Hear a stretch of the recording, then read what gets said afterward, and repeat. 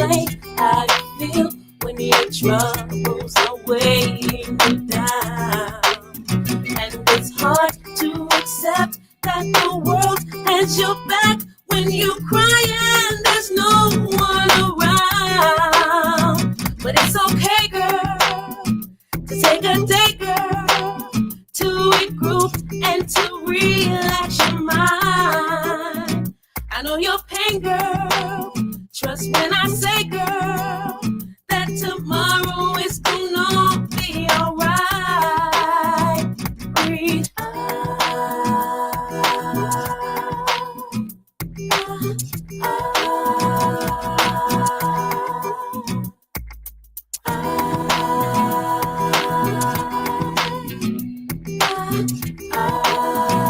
just breathe. Nobody said it'd be easy. You're working hard to take care of your babies. And the way the world's set up, even when your man gives up, you got to keep it moving on. So it's okay, girl. Take a day, girl, to regroup and to relax your mind. I know your pain, girl. Trust when I say, girl, that tomorrow it's gonna be alright. Just breathe.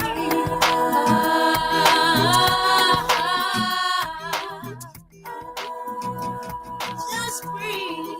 Just breathe. Then lay your troubles down.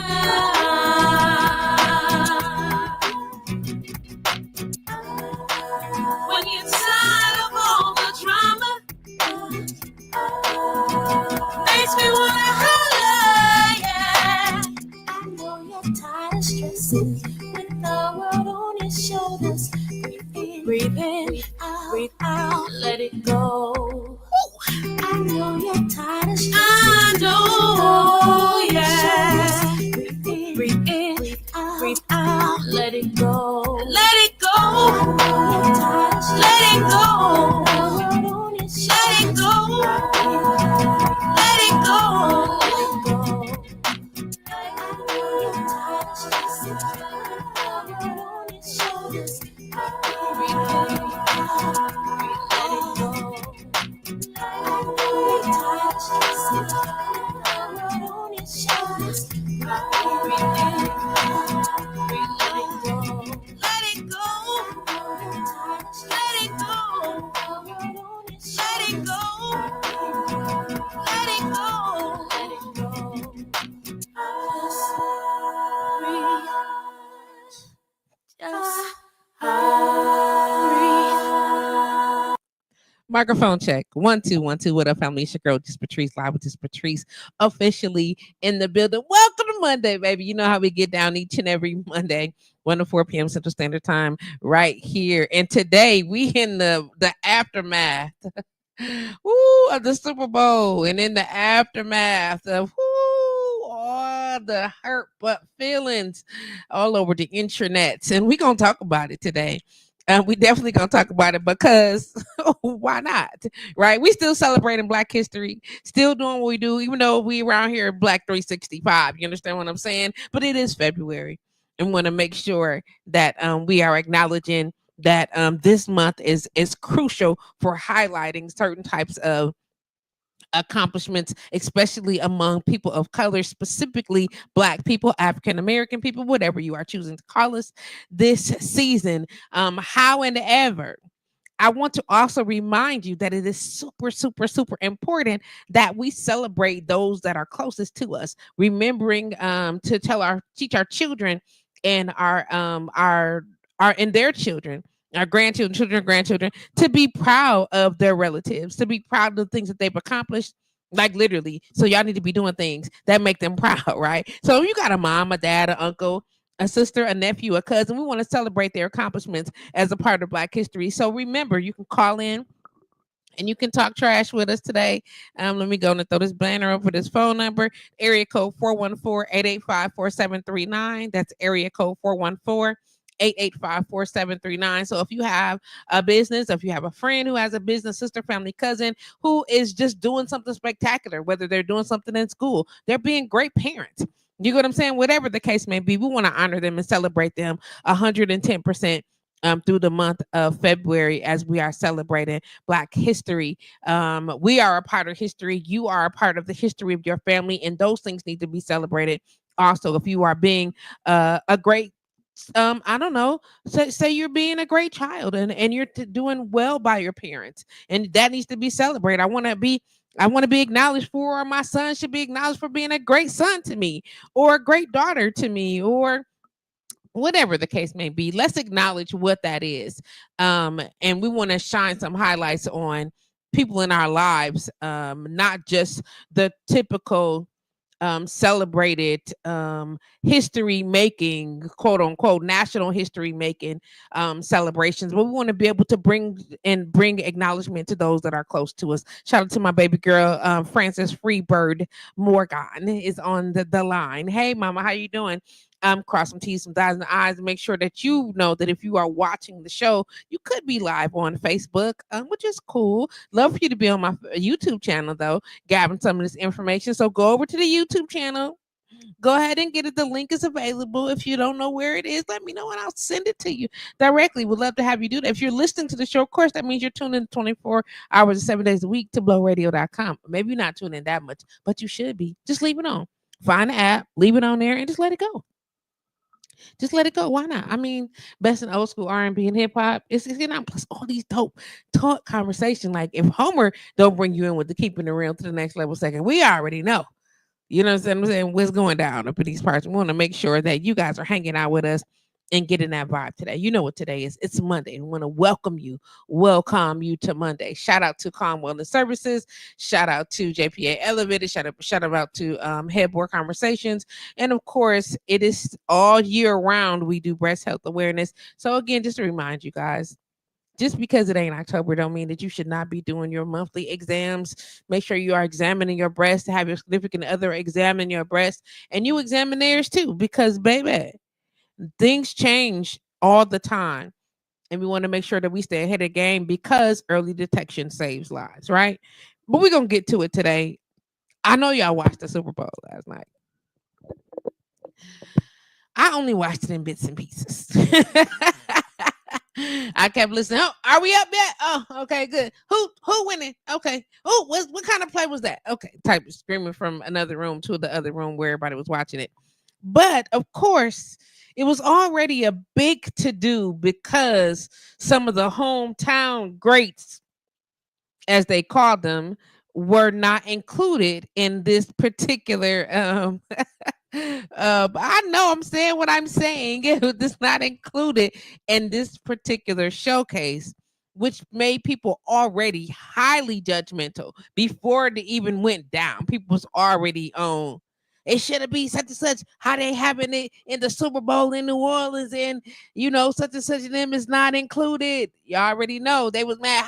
How you having the Super Bowl in New Orleans and Lil Wayne is not at the halftime show? Where the hot boys at? Et cetera, et cetera, et cetera.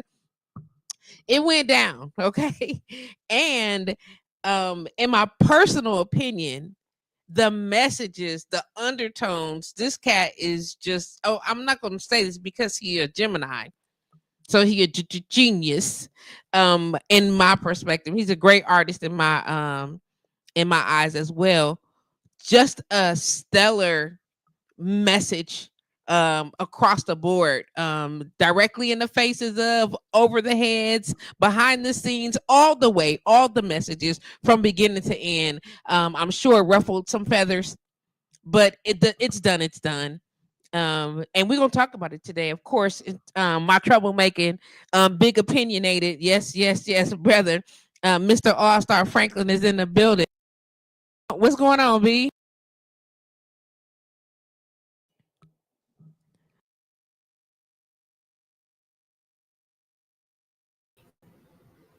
You didn't hear me? I said, how are you? Hello? Can you hear me now? Yes, I can. We can hear you too. We're well. How are you?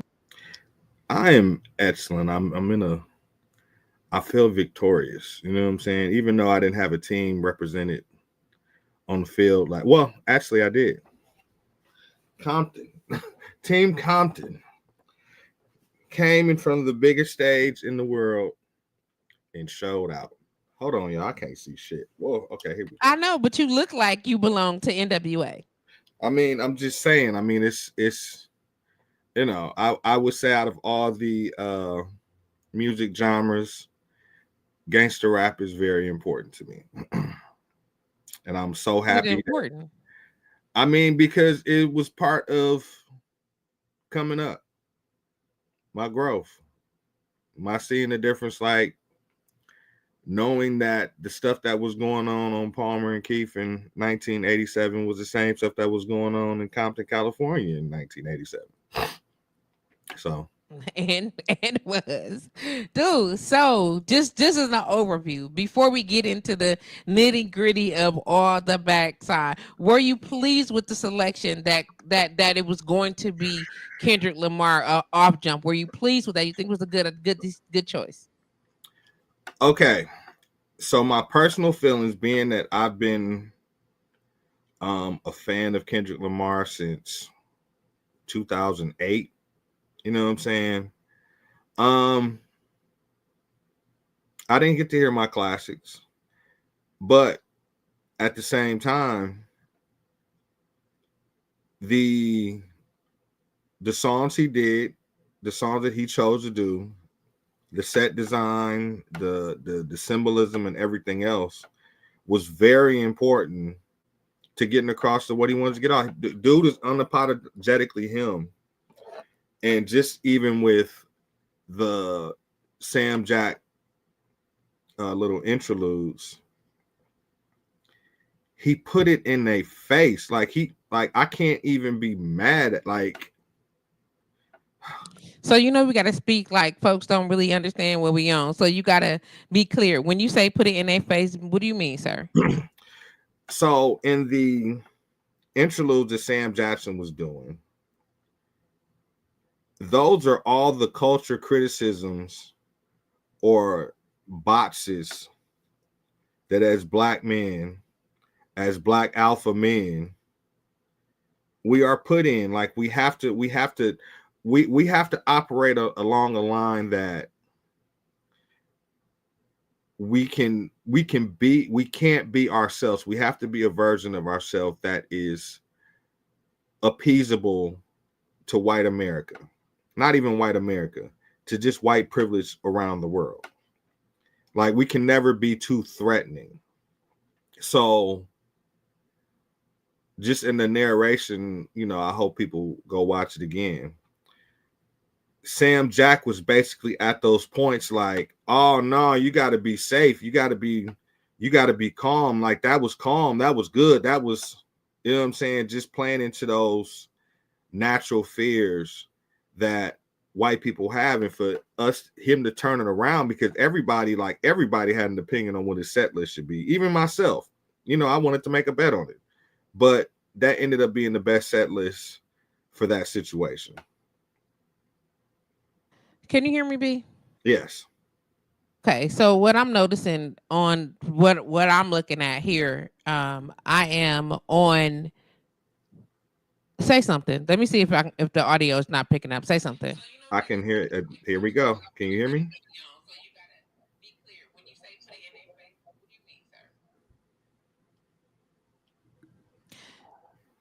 So my whole little thing didn't even get hurt. I mean, how can we?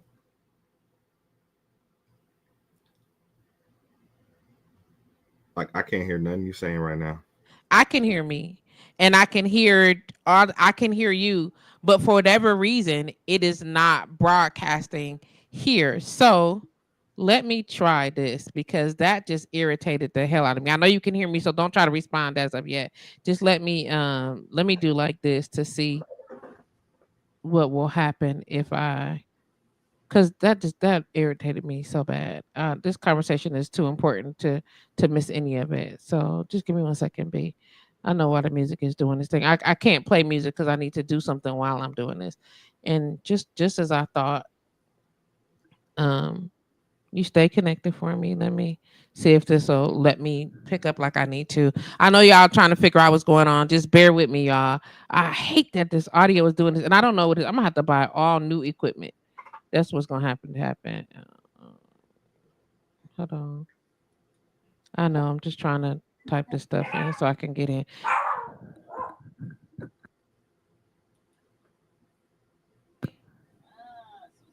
Eh,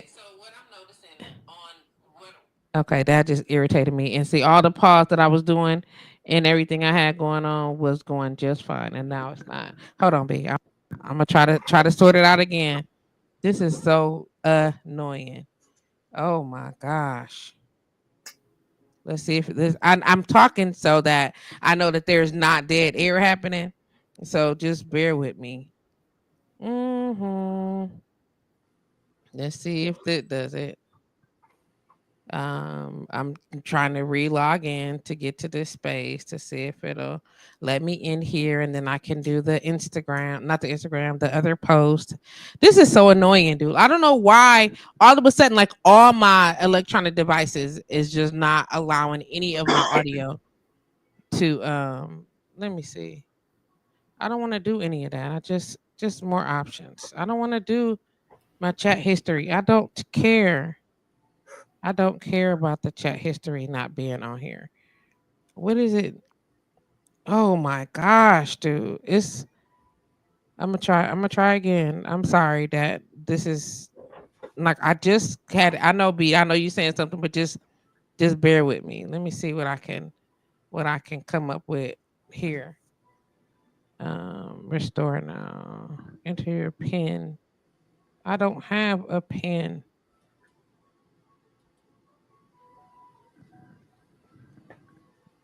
This so annoying, dude. Like 1 minute is all good. Send a one-time code. Continue. It's a code sent. Here's your one-time code. Okay. Let me see. This is where. Oh my God. This is why I just want to throw the whole thing away. And now I can't even find that code. Here's your one-time code, and now it's gone. Um, how is this even possible? 1 minute you can see all the stuff, 1 minute you can hear everything, and then the next minute you cannot. Okay, let me see if it'll come this way. Nothing. Let's see your notifications. It's not there either. I know, B. Just if your patience is appreciated, but my gosh. No, no, no, no. Let's see if it came in a text message because it's not there either. Um, nope. Okay. Oh, I'm so irritated right now Trace. because I have no idea what it's doing. There's no notification, no nothing. Let me go back here real quick. Trace. Um, Trace, can you hear me? just hold on a second, B. Let me try to open the screen back up again. At this point, I'm irritated. Trace, can you hear me? Now I can hear you. Go ahead. I just want to tell you that I can hear myself on the broadcast. I want to tell you that I can hear myself on the broadcast. See what I mean? Are you listening to it on the radio on the radio, or are you listening to it on YouTube. the video, the TV? I mean your YouTube. computer. Are you listening to it on the radio YouTube. on the radio, or are you listening to it on the TV? I mean your computer. Are you listening to it?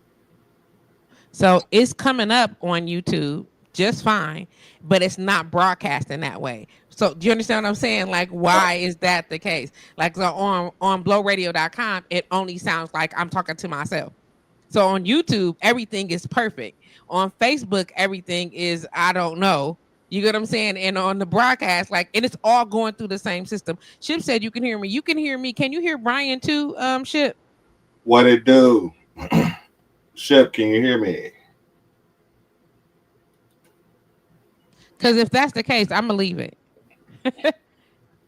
If that's the case, I'm gonna leave it. It's bananas. I know y'all can hear me. Can you heard it? Can you hear Brian? I can hear him. Osiris says, "Not you," bouncing back and forth. Good, but no, because you can hear him. But can you hear me? You can hear me. You say yes, Chip. Can you hear me, or you can hear Brian? Which one? Say something. B. What it do? Mic check 1 2 1 2. What is it? Okay, she said she can hear both. So I'm gonna leave it. I'm gonna leave it. I'm gonna stop touching stuff, and I'm gonna leave it the way it is, and just call it one. And I'm just saying because if they can hear it, then that's what it is, and I'll leave it at that. I'm checking Facebook right now just to make sure that. Okay. And can you say something real quick?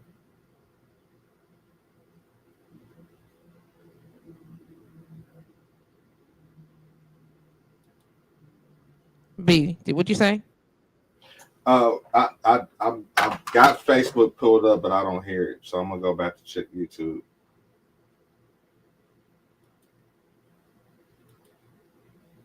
So mic check, mic check, mic check. They're on Facebook and they can hear both, so that's fine by me. Then this is what we're gonna do. We're gonna just switch it out just like this. So I'm sorry if you don't mind. Just reiterating some stuff for me, please, and then we can get back and we'll just kick off like this, the beginning of the conversation, and we'll just go from here. Okay. Just reiterating some stuff for me, please, and then we can. Okay, that's fine. Let me just share it to Twitter, and here we go.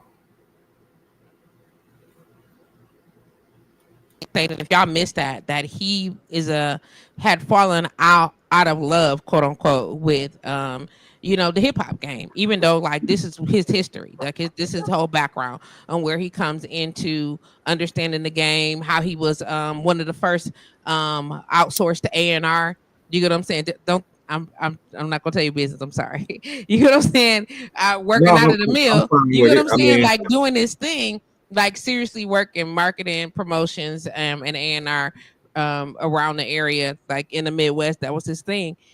So if you know that, you know that about him. So his opinion on this particular show and then the messages and all the stuff, we're gonna talk about that. And this is why I have him on here today, because Brian has a big opinion.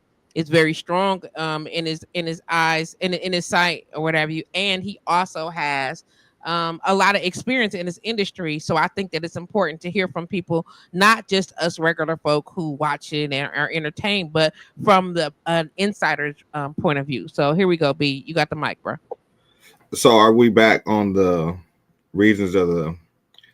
I'm I don't know how much it was caught by what I was saying. Okay, anyways, so just with the performance though, like I can honestly say as a Kendrick fan, I probably nostalgia wise would have wanted more of his old catalog, but he did an interview on Thursday right before the Super Bowl, and this is the only interview he's done televised since the whole beef started. So just in his description of what he had planned to do on his set list, he made it clear, like, I'm living in the present. You know what I'm saying? Like, I'm not, the past is the past, and the present is now. And honestly, I'm with it. You know what I'm saying? Like, what else did you expect in 15 minutes?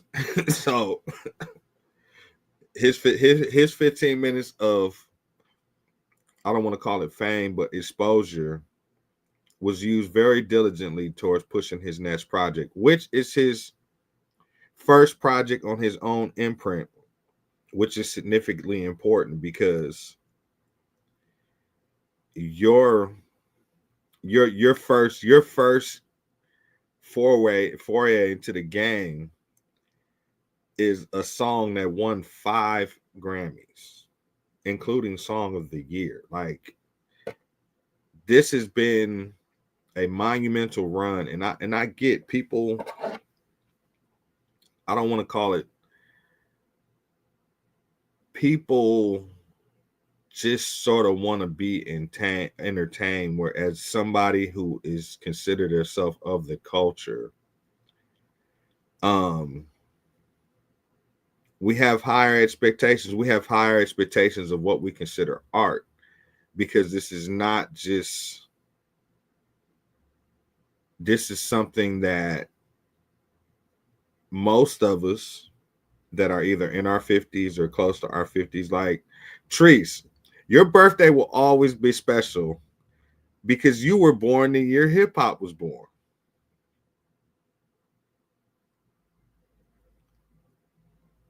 Like that's fucking like anybody in your year, your birth year is always going to hold a special place to me because y'all are hip hop. Y'all are hip hop babies. Like,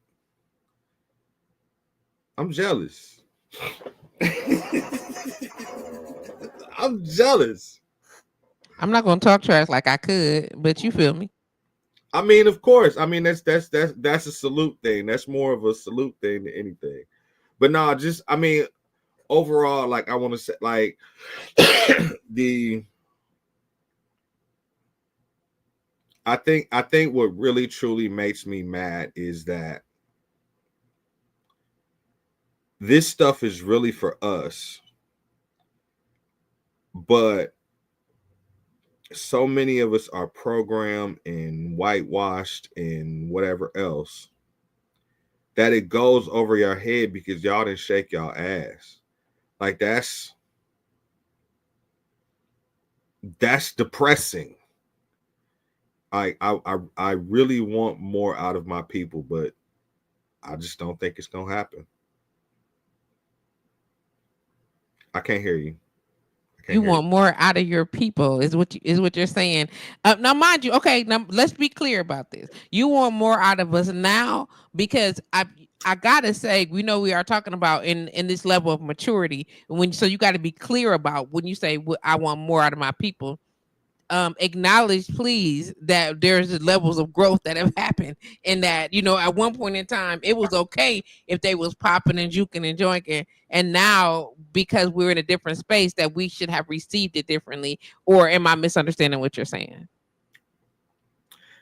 Okay, so we're gonna get a little bit deeper on this. Like, I'm tired of us being so easily entertained. Like, I understand our plight on a daily basis is hard, but we gravitate to the simple too much and don't challenge ourselves to have deeper understanding, deeper meanings, and then it shows in just the way that we are.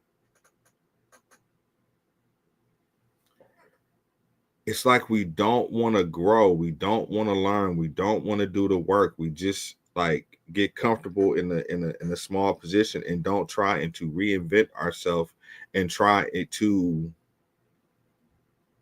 like this.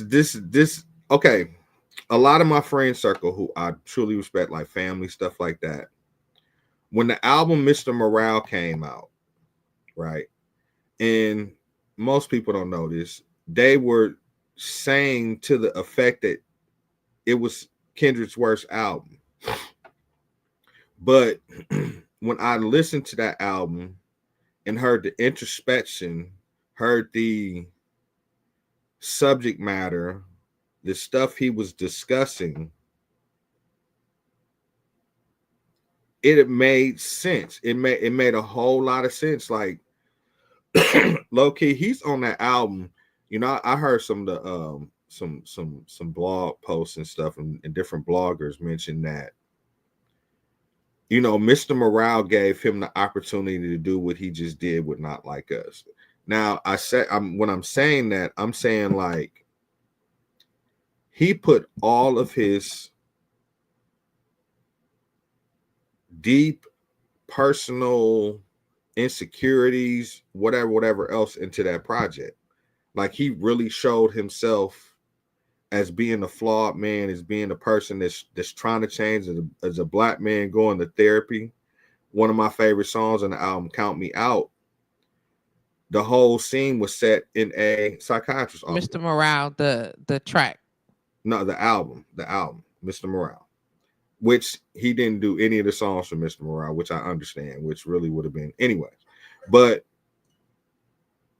he put so much introspection into that album that him doing what he did this year was almost like predicted. Like it was almost like, I don't know. I'm off the happy stuff. So of course I think deeply about shit. But just on back to the subject of just wanting more of our people, like we need so much therapy in our community. We need so much introspection in our community because our forefathers, our parents, our whatever else put forth the human sacrifice to fight for change, for us only to get so comfortable in segregated society that we are more fractured now than we have ever been as a people, because it's so easy to get put against each other. To look at the idea of unity is just like not gonna happen. Like I get that most people, when they look for their arts and their entertainment, that is strictly entertainment to them. They're not trying to expand their mind. They just want to just had a hard week at work and just want to relax and kick it and smoke and drink and do all the other stuff that brings our level of adrenaline down.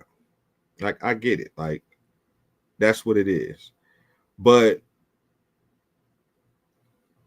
there is a part of the culture that really wants to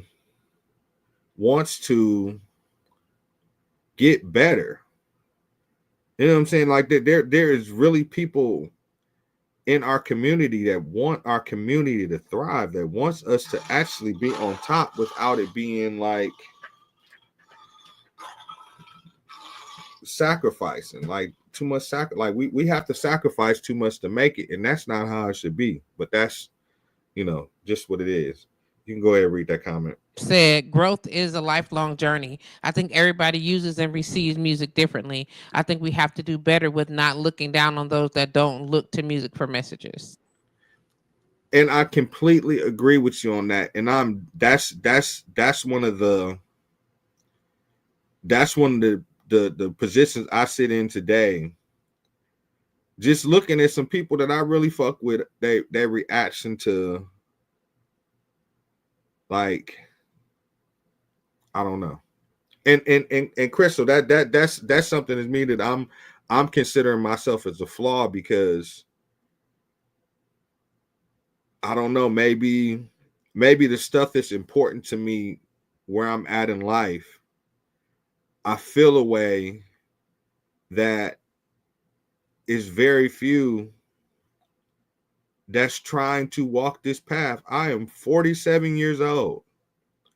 My family members, who are my little cousins, said, "You're no longer big cousin.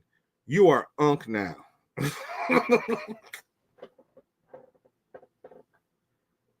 Like, that's crazy. And Chris, and you know what? Today I really don't want to like get into it with my people about something that I got so much joy out of watching that show last night. I'm not even gonna hold, like, I don't fan out over much stuff, but this stuff that I snuck to listen to in 1988 in my mom's car while she in J.C. Penney's, for her to come out and hear me listening to Ice Cube and look at me like, "Oh my God, what are you playing?" I disappointed my mama that day, but I was fucking. So check this out, B. Check this out. So I'm thinking, like, I get what you're saying, Ship. She said about giving people the space to, listen to music for the reason that they listen to music. The same reason. I think it's the same concept that we're so with that we try to steer away from forcing people into accepting our points of views. Okay, and we want to give certain levels of freedom and acceptance so people can feel how they want to feel and do what they want to do. You get what I'm saying? And she said, oftentimes we must love them first before they are willing to learn from us. That is facts. This is the rest of her statement. um I personally, I feel like the state that we are in as a community and what is happening globally right now, a lot of the leeway that we've been given and giving one another over these few decades, it's time to end all of that. It's time to, this is my personal opinion, it's later for the extra. Okay, you don't want to, that's cool. You know what I'm saying? I understand that, because there's something happening majorly, and the more people, and we are becoming more in a situation where it's either you in the fight or you not in the fight, and it's if you against us or you with us. And I know that sounds unfair to put people in a position where you got to make a choice. That's not even the choice that I'm looking for. It's accountability that I'm looking for. And I'm ready to stop saying, okay, you don't have to, because yes, you do. You get what I'm saying? Because it matters if you didn't vote. It matters if you didn't go to the such and such or to do this. It matters when you don't show up a certain. It matters, and it makes a difference. And when we give people too much leeway, which is what we've been doing as a community, stop trying to force people into a certain behavior. We don't want to make you. Yes, I do. If you want things to be a certain kind of way, I want to hold you accountable for certain expectations, and I want you on deck to do that stuff. If you don't want to, hey, all I can tell you is this: how we moving over here, fam. Don't come over here with your mess. You can't come walk in the crew, walk with us on this journey if you're not moving with the same intention. Not even like we move, just move with the same intention. You get what I'm saying? Like, we don't have enough expectation of ourselves as a community, as a people. It's too much leeway. It's long enough that these fathers wasn't home with their kids. It's time enough for that, sir. Go be a dad. Yeah, I'm just saying, go be a dad. Like right now. Like your responsibilities is on deck. And girl, get out your fag body feelings because he humped you and you wasn't on deck enough in the moment to get it. It's okay. What's important now is that there's a child that has been created in this moment. You know what I'm saying? And we don't have time for you to be in your feelings about his daddy. You know what I'm saying? Unless the dad is causing the child harm or danger. It's just not enough accountability, in my personal opinion. And even down to the music. You know what I'm saying? I'm telling you right now, wasn't nobody expecting Kendrick Lamar to be as culturally connected as he is. They shocked in his culture. You know what I'm saying? They listening to him, and all they saying is, "Oh, I got you, B. I got you." They were saying, "Oh my God, we were expecting a lot of niggerdom." You get what I'm saying? And he was playing in their faces. So here you go, B. Go ahead. Okay, so let's give some fucking credit, right? That show last night, one of the most culturally important shows in hip hop history, was in front of Donald Trump. When I seen that Donald Trump was going to show up, it's like, kill him, Kenny. Like this, like we do not have any morally correct alpha males in our society. I mean, sort of Jay-Z, that have the ability to truly, like, I don't know. We have not had this since Pac. This is what Evolved Tupac would have been. see how you think that. I can see that.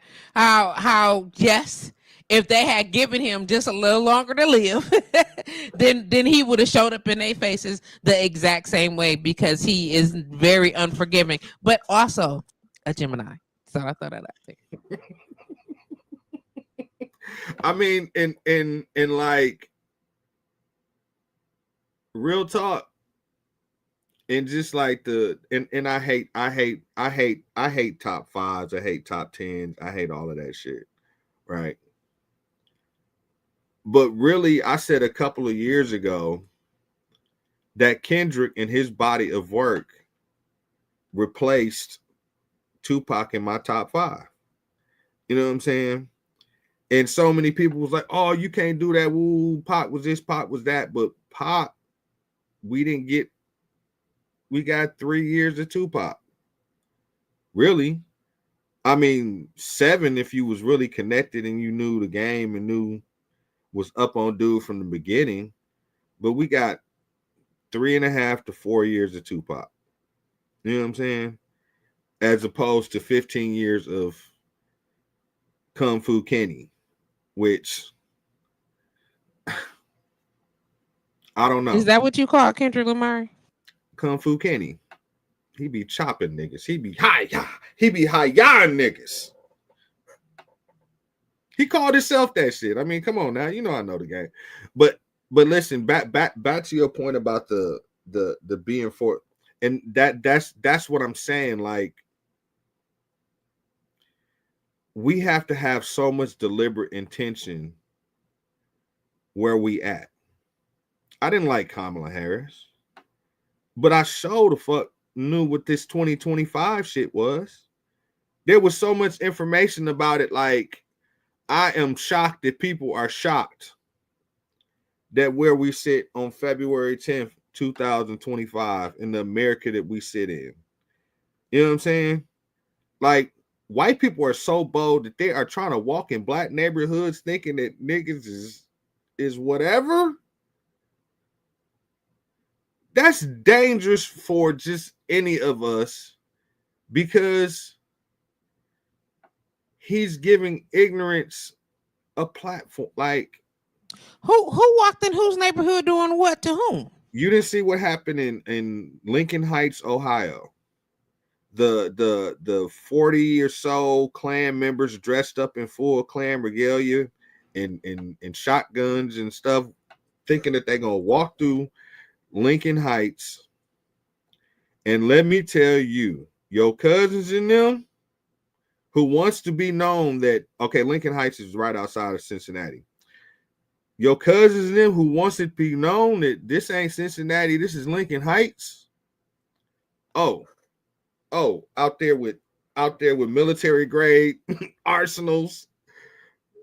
Like, and it was just like, I don't know. When you get a chance later, just look up Lincoln Heights. I'm gonna post some of the stuff later on. But like, man, this is a totally different America. And okay, just even on the music side, I maybe said 6 months ago, Drake, why are you still putting out music at 39 that you was putting out at 26? You know what I'm saying?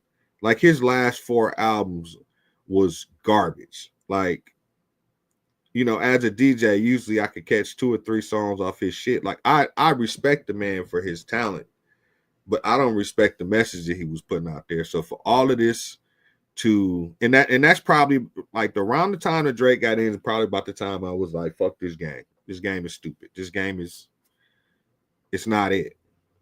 It's not it. And it's really because I want more out of my black people on taking control of their situation. And I'm not no Kanye. Let's get this straight. That bullshit Kanye pulled this weekend was horrible. But I'm not dude. But I'm also a dude that love my people so much that if you don't understand the message, it's so much information out here right now. There's no reason for anybody to be behind. This is not 1983 where if you don't have any connection to any type of media or literature or anything else, you are basically left behind. You know what I'm saying? But now the information is here. Please utilize it. It's all around us.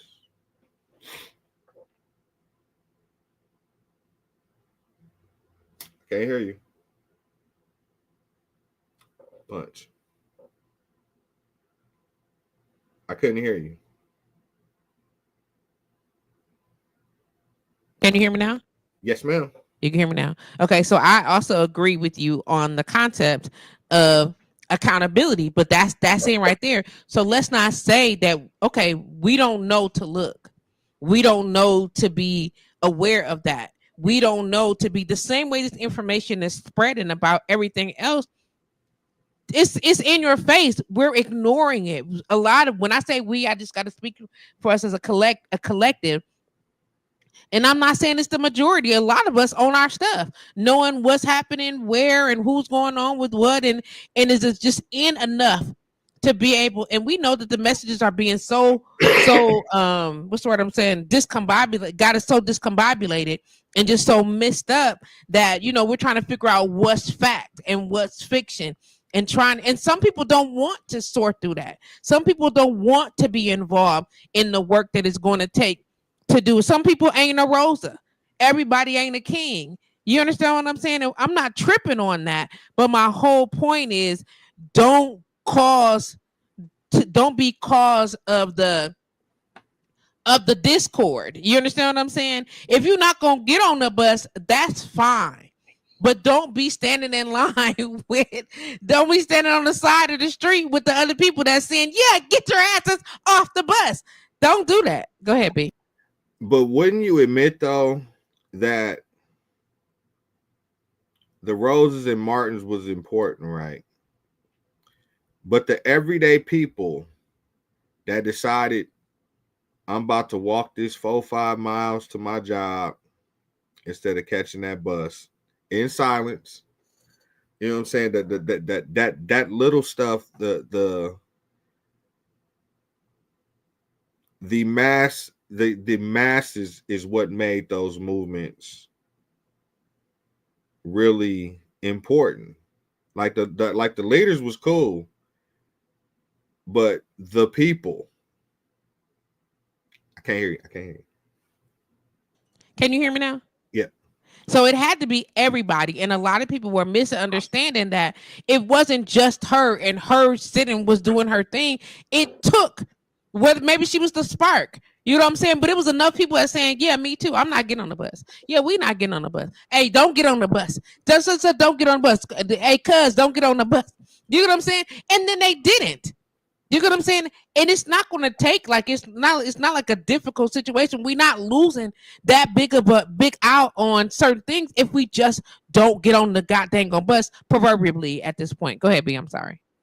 No, and that's to your point is my thing. Like,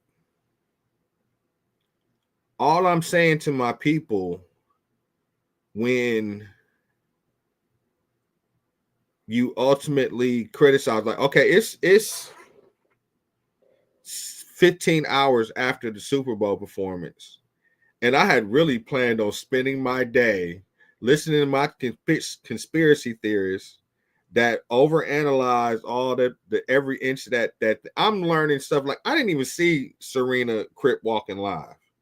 Like, when everybody else was like excited and everything about this, I was like, what the fuck was I doing? I thought I was paying attention the whole time. But I appreciate somebody who put so much effort into, he ain't shooting off fireworks and shit. He's having 100 black men on the biggest stage. Did you see the when they were like around the light pole and they had like the ghetto quartet thing going with the dude sitting on top? Come on, Treese. You lived in LA enough to I mean, I'm saying. every aspect, in my opinion. Not when I say every, a whole bunch, a bunch of aspects. If you go through and you look and you be like, this is this so it's so black. You get what I'm saying? And when So I say black. So it was black. so black, and black in a way that it is true to our culture and It ain't not scared necessarily the it ain't insult, but fucking it was also black in the face of, so this is how you see us, huh? You know what I'm saying? It was just a double entendre for that dude. for Uncle me. Sam. Go ahead, B. Let's back up. Let's back up. Uncle Sam. And the way he said, it's your uncle, Sam. I lost my shit. I lost my shit over here. I started screaming and shit like, oh, oh, oh. Damn it, I could have caused 4-5 injuries the way I jumped up out my seat. I could have pulled like 6 muscles.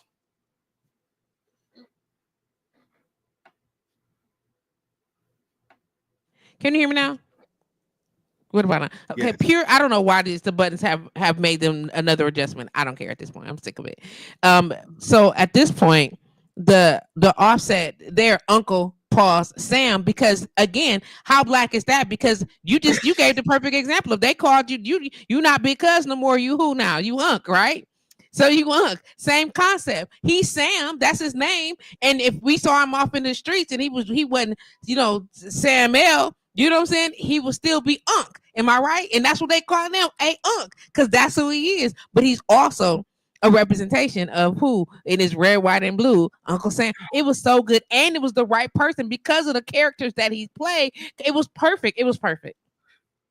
I mean, okay, and this may be I can't understand, like, these reactions of me are the little boy that laid on his living room floor watching Beach Street and all that other shit.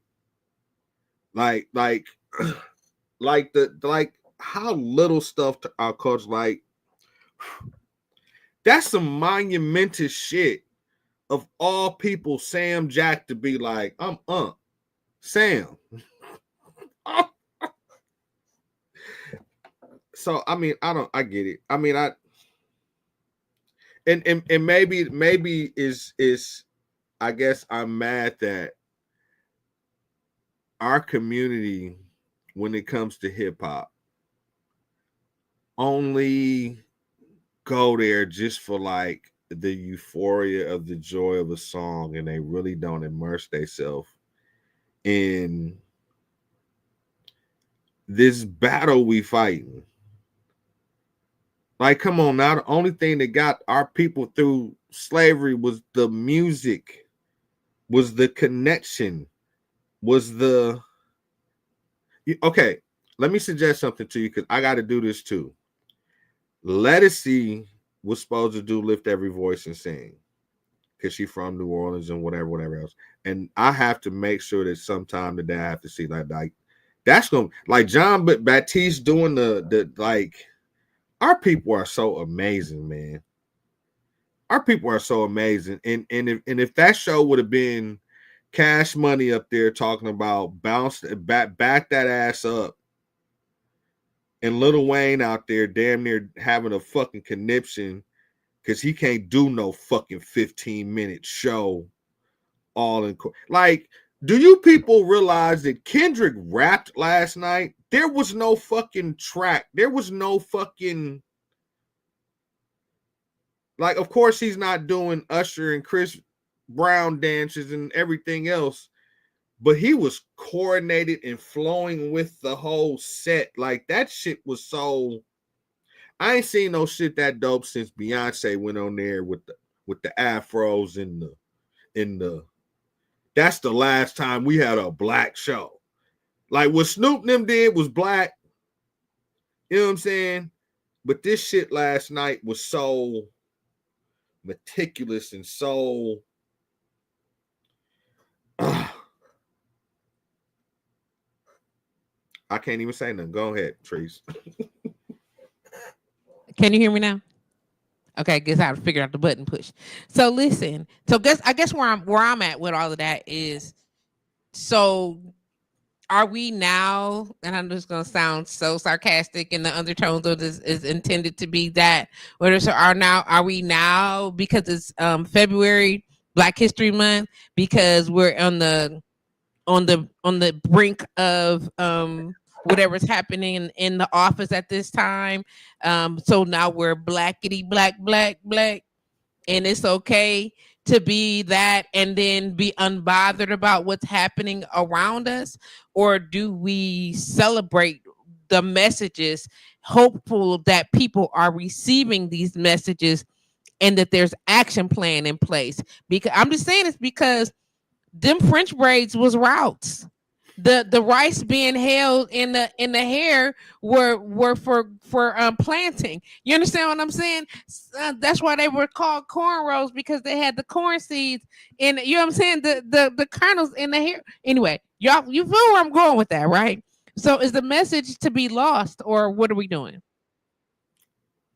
So there's a shot like during the middle of the performance when he's doing I want to say TV off, where like you see the whole set from up top, and it's like little lines. I have to dig into it deeper, but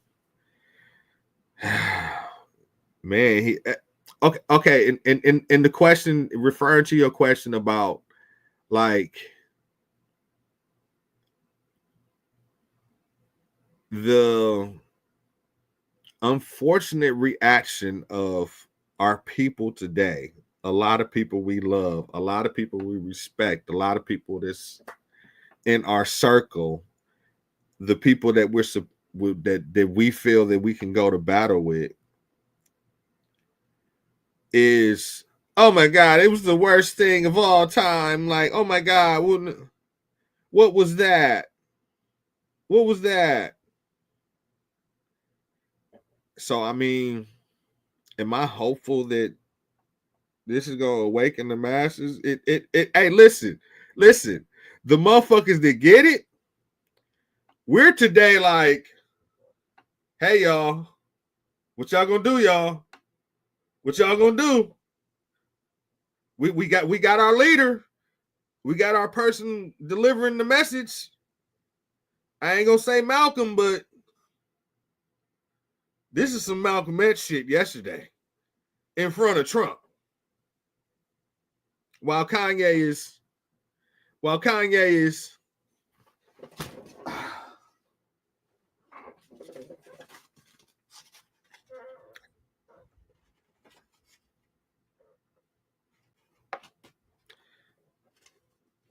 can't hear you. Can you, Trace?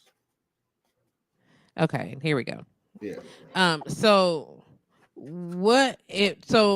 okay, Divine, I want you to call in 414-885-4739. You're welcome to call in, or you can video chat if you want to, and I will send you the link. And then me, you, and B can be on screen.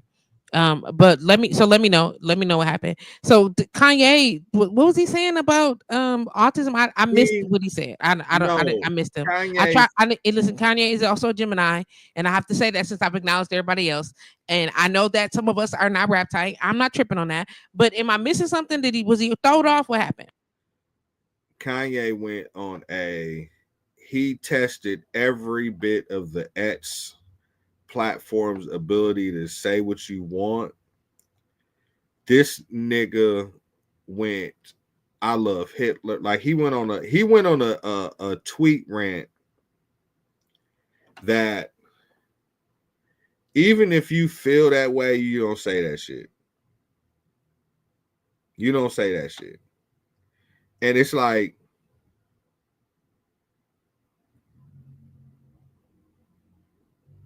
it's definitely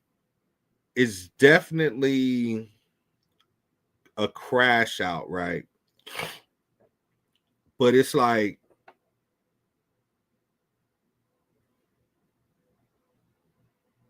the people who are, I guess, on his side,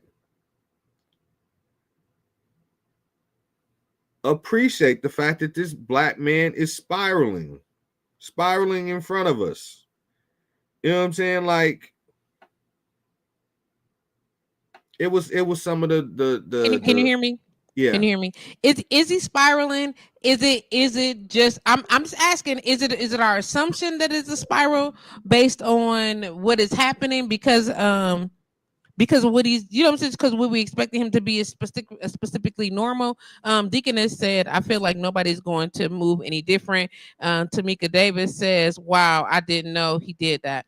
Listen, I'm just trying to find out, you know what I'm saying, the details of Devon. I sent you the link. Please check your inbox. And just remember that because of the way that my stuff is set up, all janked up, I'll be able to mute myself, and then we'll just have to be respectful of each other while we're talking.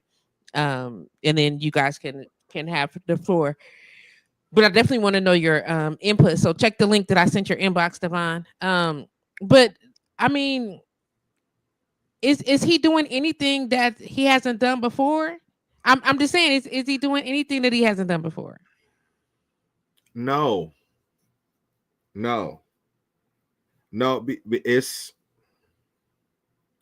It's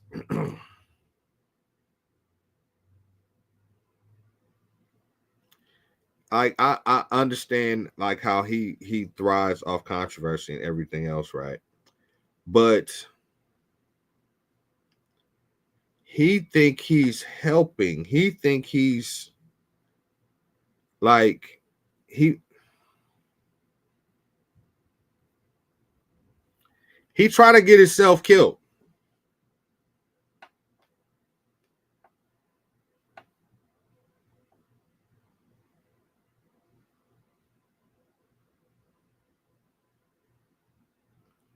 I can't hear you. I can't hear you. I said that's a pretty deep statement to make. Do you really think that's what he's doing? If you look at the nature of those tweets, and just his attitude and his, like I feel like they've killed Kanye already, and now Kanye really wants them to, like, they've killed his whatever it was he felt like he was chasing, right? Only to like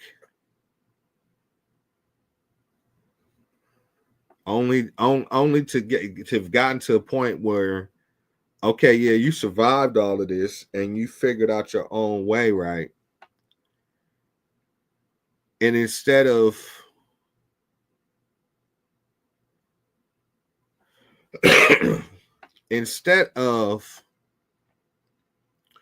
really starting a movement, right? Hear me out. Starting a movement of us, instead of being a leader, right? Instead of being a leader of whatever, I don't know. But all I'm saying is that just think of the lack of opportunity us as a collective would have if we had Kanye going in the same direction we were. Because, like, I understand what you've achieved in life, sir, but where you're at with it ain't helping. Okay, Kanye don't care about black people. How's that? That's where I'm at with it. Okay, can you hear me? Can you hear me like this or like this? I'm trying to. That's a bold statement, B. I'm a pause. I'm just saying that's a very bold statement to say that. As he's not responsible for us all. He is responsible to, just hear what I'm saying. He is responsible to do, for the choices and the decisions that he make and how it affects his personal career. I'm with that 110%. I see you, Devon D. I'm saying I see that that's the case. Crystal Ship says we aren't. Let me just put her post up here.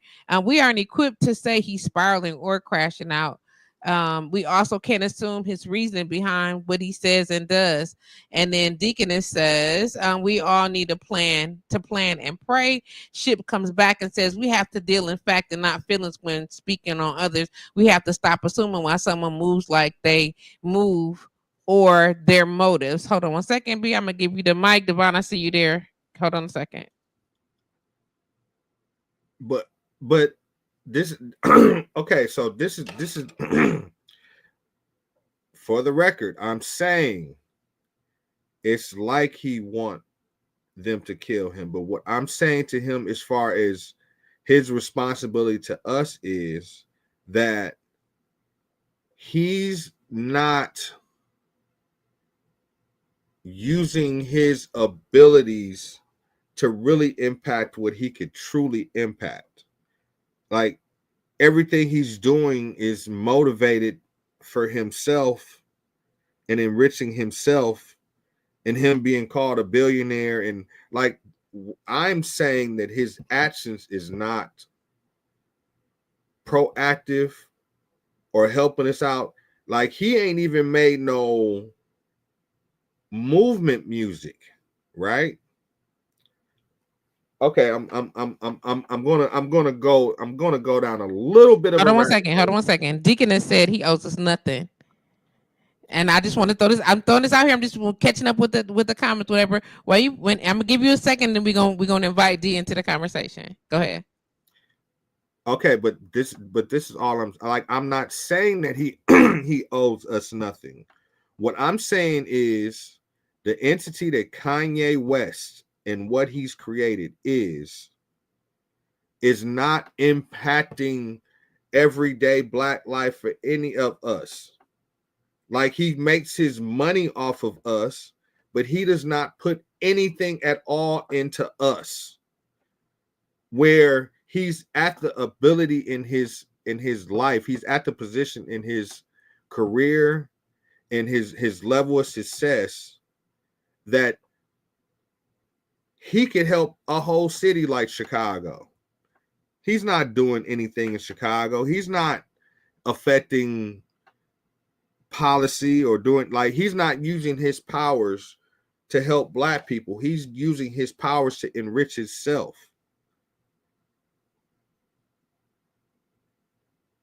Understood. Can you hear me now? Mm-hmm. Okay, I'm gonna pause you there. Devon, can you nod if you can hear me? Okay, good. I'm about to add you to the show.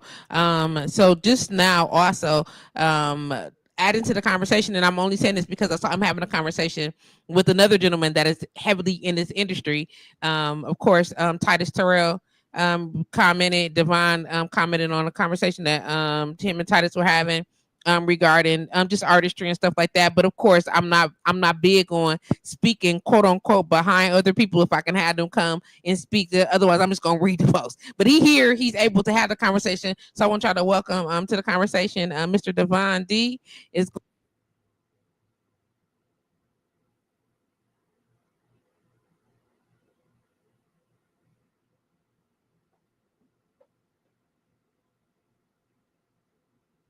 Brian, can you hear me?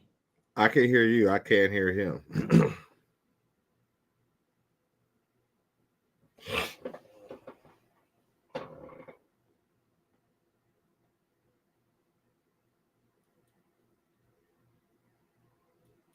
Yeah, we can't hear. I can't hear Devon either. Brian, can you hear me? Just nod, Devon. Yeah, I can hear you.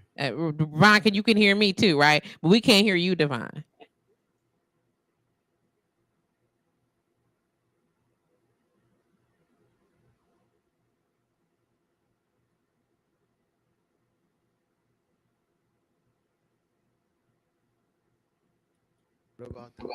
Brian, can you hear me? Yeah.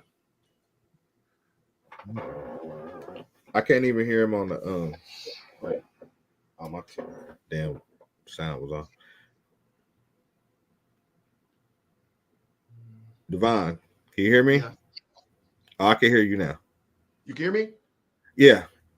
Okay, so I guess me and you can hear each other, but okay, I get it. What's happening, brother? Man, what's going on with you, boss? Man, I'm here. I'm still here, dog. Still here, dog. That's all I got. I'm still here. Right. Right. You know That's what I'm all we could. Hey, if that's all we got to work with, man. We got to be appreciative of this present, right? Right. All we got. Work what you got. Hey man, but I just want to say like y'all I don't expect anything out of Kanye. What I'm saying, That's what it ultimately, sounded like, though. but this is what I'm saying. I'm ultimately saying that think about if Kanye truly had a black agenda. If he had the same type of I guess I want to start with the question is like when we say just assume he has a black agenda, where did he say we had a black agenda? Wait, but that's what I'm saying. I'm saying to the point that if Kanye actually had a black agenda that was centrally focused on having an impact on the Midwest, where is that his responsibility though? But I'm not saying like y'all keep saying that. I know. I guess it was like why him versus somebody else from Chicago versus anybody else who got some money, or that's what I'm just saying. Like why him versus anything else? Because at this point, we have to. I acknowledge that as a mogul, as a person who truly got that shit out the mud that he did, right? Mm-hmm. Like I was part of the go-getters movement and all that stuff in 96. Like I'm you know what I'm saying? Like I've seen it come up and I get it, right? Mm-hmm. But I see where he's at now, where he's ascended to and through his hard work and diligence. Like I'm not saying that Kanye owes us a dime, right? But for the last 5 years, he hasn't entertained us. He's constantly done stuff to the culture that he's truly trying to make himself bigger than the culture, right? That none of it is productive to hip hop as a whole, right? So truly, because I feel like anybody, if you got your bread off of us, right? Not just us. No. I don't give a fuck about the rest. I don't give a fuck about. We ain't the primary. We ain't the primary cause of him being rich. Hear me out though. Like of course I know that what he's doing now isn't even, we're not even part of the factoring into what he's doing now. But my point to it is that as a disciple of hip hop, hip hop has got him where the hell he's at. He's not doing anything to further or to like okay. Hip hop in the last 5 years went from being, hear me out. Hip hop went from being a it ascended to the levels of where it got to with the Dre's and the Puffies and everything else, right? And over the last 20 years, it's been on a decline, right? I would disagree. Hear me out when I say decline, right? When I say decline, like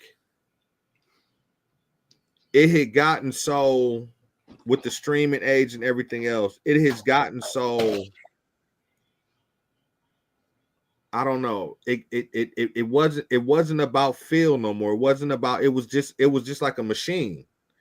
You know, I feel like when the corporate entities got into it and bought out the big three and really became the big three, like everything is with the digital shit and everything else, it's more of a machine now, right? And yes, it opened opportunities for independence and everything else to jump in and whatever else, but it's really been so saturated. Like just look at the number of artists that's out now, right? Just on and we are getting so far fast where I wanted to be, but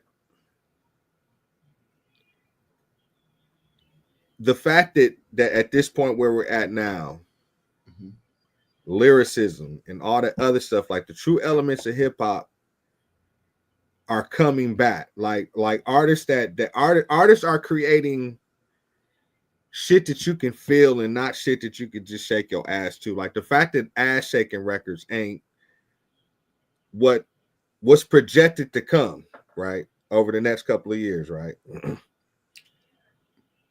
We're at a renaissance with this shit, right? No, I don't know. Like I said, I know you're saying right, but I don't agree with all your rights. I'm just letting you know I am not confirmation biased. Man, but okay. So I gotta interrupt. I gotta interrupt. Cause we're way on the left, B. I know. Hold on, I'm they can't hear you. trying to They pull can't it hear you. back. They can't even hear y'all. So they can only hear me. Just hold on. You gotta bring it back in, B. You gotta, because you don't win, and then you was like staying all on the outside of this. I need you to come on back, bro. I need you to come on back so we can create this dialogue. Come on, here we go. This ain't even supposed to be a Kanye West conversation right now. I'm just saying, in my opinion, that if Kanye had a black agenda, a true black agenda, we would be better off. Yeah, but you still ain't gave nothing on who has a black agenda, who's an example of what that is. Kendrick Lamar. Kendrick Lamar ain't an example of that. He got a song that came out. He only a year in with a hot song. He been out 13, 20 something years. Whoa. Listen, let me finish now. Whoa. Let me finish Whoa. now, brother.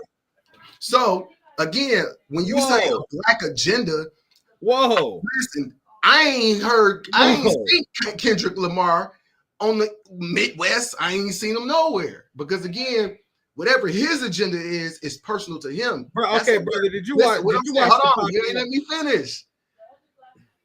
That's a West Coast thing that he is thing. He reigniting his hometown. That's what. Again, like I say, because the West was lost for a long time because again, ain't no artists really coming out the West like that. But again, I wouldn't say that he has a black agenda because really, if I rate Kendrick is I think he's super dope. I'm an artist though. I'm an artiste. I'm an artist. Kendrick almost like Common. Common always was a respected artist. He was always there, but ain't nobody who's driving down the street bumping no Common. You know what I'm saying? He was one of those artists. He's one of those artists. He's been able to cross the line with not like us to now become more radio, to become more popular. Now he's that ain't where Kendrick usually lie. Kendrick don't usually lie in no clubs. He ain't no club banger dude. Again, so he wasn't shooting for shaking ass and none of that. He still, what I love about Kendrick is that even with all the controversy and the battling, he stuck to the true essence of, like you say, hip hop, which only us old heads and some other people care about. And he did it his way. And that's what I really love about you agreeing with me. You are agreeing with me about the I agree with you about that, but I don't agree with you about no black agenda. You agreeing with me. I don't agree with you about no black agenda. Everything you're saying right now, you agreeing with me. I don't agree with no black agenda. I would not say that. I would not say that he would be an example of what a black agenda should look like from an artist. Huh? Yeah, huh? Show me. Prove it. Come on, don't lie me. Did you watch the show last night? Man, I'm watching the last 15 years. Fuck the show.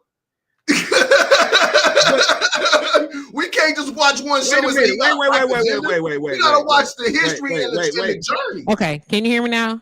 Can you hear me now? I need y'all to pause. Just hold on 1 second.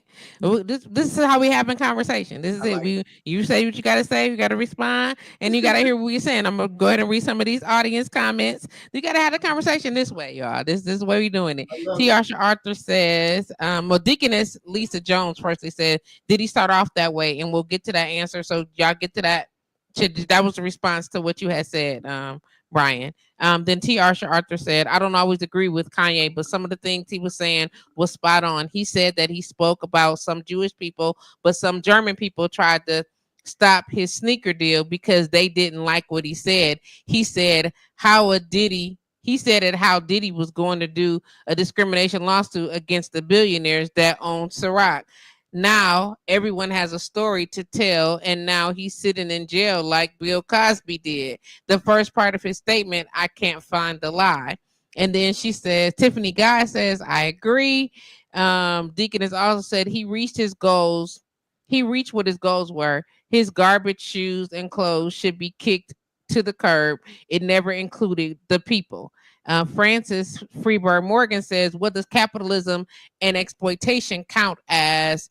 Tamika Two Wolves. Yeah, Two Love, excuse me. David says, I agree with that. Then Deaconess also said, how many artists have a black agenda? Okay, so this I'm just throwing this out there. Again, I mentioned accountability. I believe in accountability. Yeah, that's a great question. Who has a black agenda? Like in the industry, and what has what have these black agendas done for us as a community?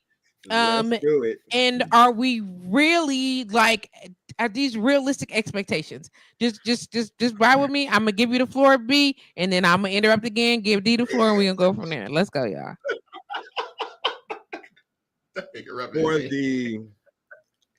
For the most award, the song of the year, as judged by the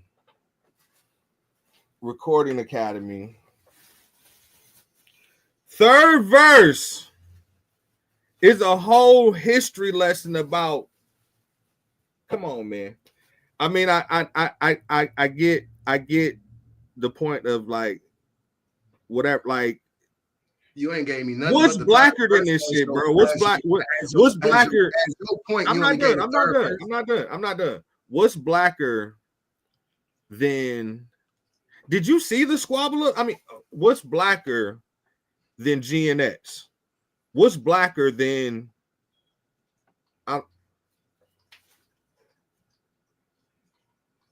What's blacker than what this man has done for the last 8 months? So that's the blackest thing we got.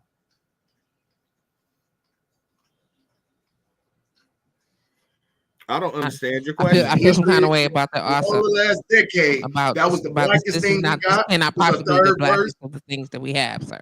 Come on, man. Right. What did you say? I didn't hear you, Treese. Treese, what did you say? Yeah, come on back, Treese. You know, I'm trying to get all the buttons together. Okay. Can you hear me now? Yeah. Can you hear me now? Mm-hmm. Yeah. We did. She went back away. We can hear you. We say what you had to say, girl. Oh, God. You're killing me.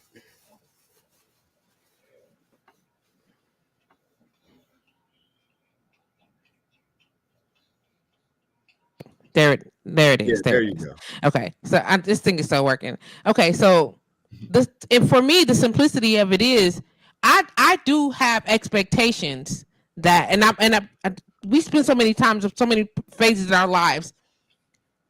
Well, the best thing is that you can't have expectations of people bullshit.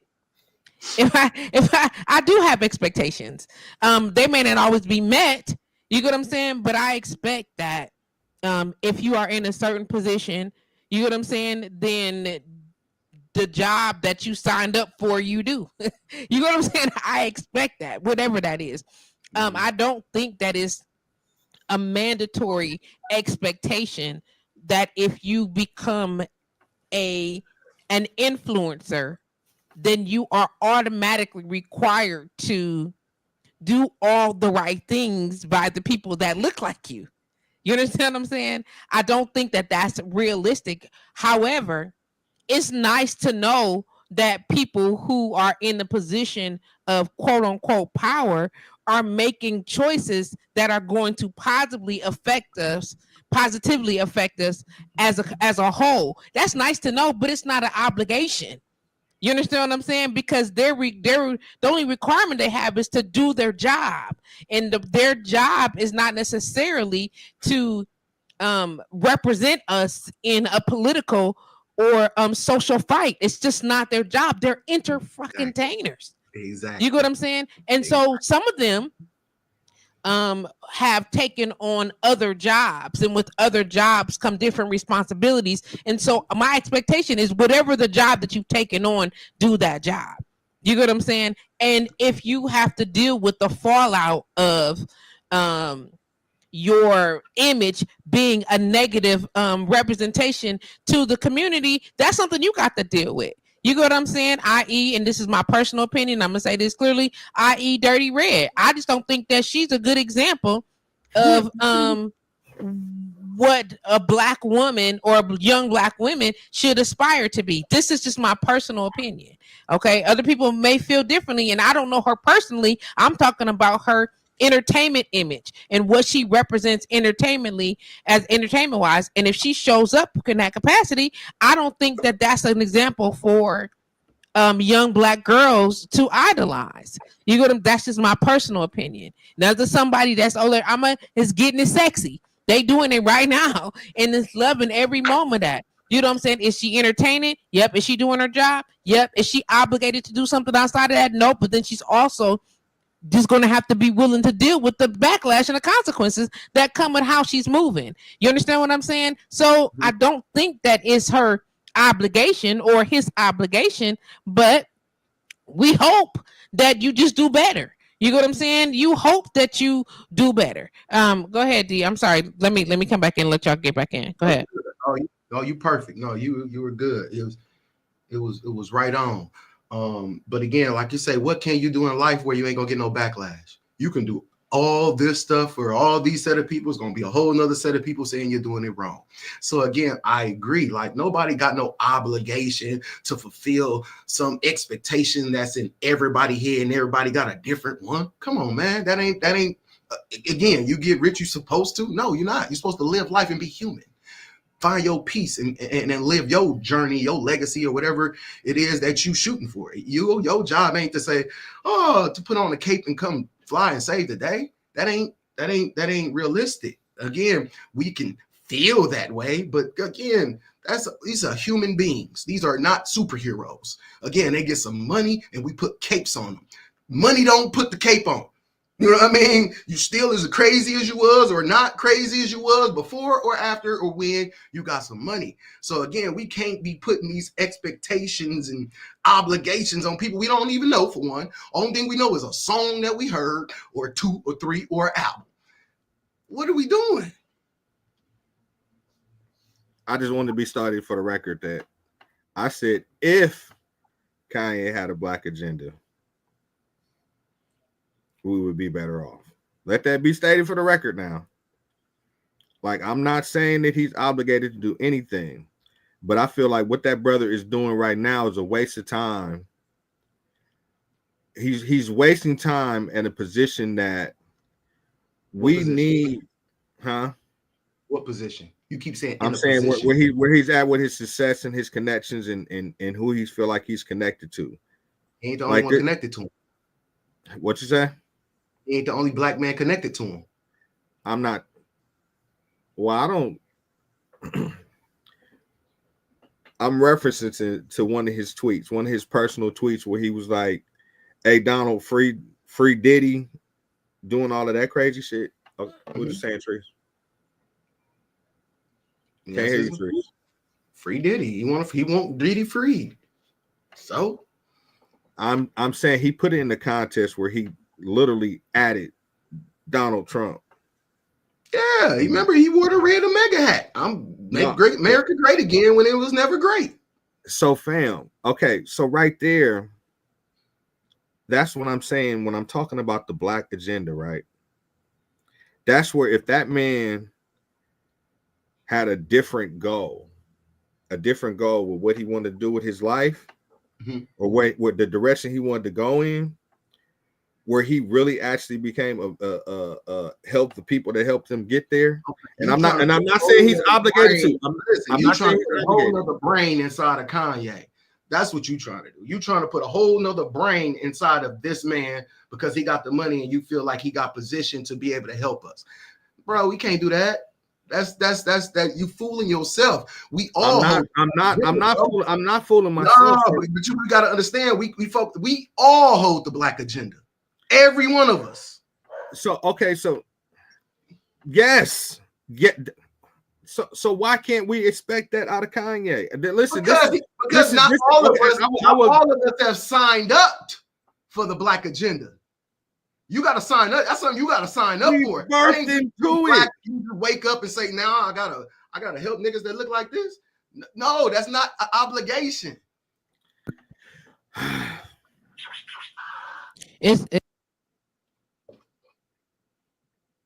I can't hear you, Treese. Treese, come back. Yeah, we can't hear you. We can't hear you. Oh, you was up. Can you hear me now? Yes. Okay, good. I hate this damn thing. I'm sick of it. I'm gonna have me some new equipment this week because at this point I'm ready to throw it out the window. But nonetheless, when it comes to the quote unquote black agenda, we are all obligated to do our part. And I know what you mean, B, when you saying that there are people in position that could be effective. Notice I'm saying could be. And we would hope, I feel you, and we would hope that they would be doing the quote unquote right thing. You get what I'm saying? But again, obligation and accountability, you get what I'm saying, is where it comes into place. He's not obligated. However, as a fan, as a black man, you are holding him accountable for his part. Because you doing your part, and I'm not mad about it. I can't hear you, B. Just hold on a second. I can't hear you.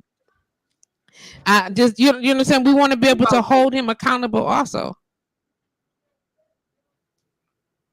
Who vouches for him? No, I'm saying we initially gave this man the cosign. Initially, until he started doing dumb shit. Yeah, we initially gave him. Huh? We changed our mind and took our cosign back. I know. Hey, bro, you know what? Listen, you know what? Sometimes when he was doing Jesus walks, we was walking with him. But until he started walking with Trump, man, we started walking, doing all this other shit and doing all this. And maybe again, like I said, who knows is what he's spitting is maybe some truth. Hey, man, these niggas drugging me. They don't like the way I'm talking. Who knows? We've seen this happen all the way through time. Dr. Sebi, anybody else, we can go through history about, when people don't like people saying certain things. But again, who knows if any of that is true? So again, I don't really focus on Kanye. And again, I don't focus on nobody being no superhero for me. Again, it's all about the work that we individually can, account for. Not what somebody should do because they got the money and da-da-da-da. Nigga, we got niggas in our hood, in our own neighborhood who are millionaires who ain't doing nothing in the city. So again, we look at outside, but we got there's some shit happening around here. Okay, so I would say to this, right? And they not obligated. No, hear me out though. I just feel like as much as I love blackness, as much as I love black people, as much as I love the black experience, as much as I love everything that I have tried to contribute to it and have gotten out of it, just the nature of me being a man, right? Mm-hmm. I would hope, right, that for any black man who's had a typical or similar experience would put back. I know it's like it's a ghetto. It's like the Ghetto Boys had the ghetto fantasy. You know what I'm saying? I got a question for you, dog. Let me ask you. I'm gonna go because I'm gonna stick right with what you said. I would expect for him to put back. Now, again, I expect anybody. I know, right? So Kanye will come to you and say, "Hey, man, you expected me to pay back, but what you don't know, and maybe I didn't publicize, is that I gave $5 million to this." Right? Would that be enough for you? Because see what I'm saying? You see what I'm saying? No. Hold on. $5 million, but even if you paid $5 million, it still wouldn't be enough. Today, hear me out. You still question it. You wouldn't even say, like, you know what? I would just thank him for that and be like, you know what? We're the next nigga who's gonna give $5 million. Listen, we seeing more. Today after the crazy ass rant that Kanye went on Friday, he posted a video where he seen Kodak Black looking fucked up. You know what I'm saying? And the man was like, I was crying that I'm going to Miami to go get him. Like, I'm not saying that he doesn't have philanthropy in him, right? Mhm. I just feel a way about this Nazi shit, Okay. this Trump shit, Okay. this, like, nothing you're doing on a public level is helping the cause. And I'm not saying that he's obligated to do it, but I am so utterly disappointed in somebody who got so much out of our culture. Who else is like that? Man, Jay-Z. I know. No, Drake. Listen. I mean, Wait. Of course, Drake. Of course, Drake. I'm out here today. I'm just shooting out. We can go to Future. We can go to anybody you want to name. Hey, but see, brother, this is what I'm. Okay, I'm sorry, Tree's talking. We can't hear. Man, I don't, because I feel like we are. Somebody on the outside not knowing our relationship would look at us as being like, you know what I'm saying? When it's really like, dude, I have to judge these people for not fucking fitting in, man. Come on, dog. I've been next to these niggas, bro. Like, this shit was been part of my, like, I got checks from these niggas. I got Rockefeller checks. I got, you know what I'm saying? Like, okay, you know, it's the bitterness of like, dog, I put in for them niggas and it was just a pawn shit. Like, I just as a people, like, I love my people so much that I want us to get it, man. I want us to, if we could all move in unison like they was doing on that motherfucking football field in front of Trump last night. Come on, man. That's why shit like that fuck with me, dog. Like, our culture being presented in a way that is unapologetic.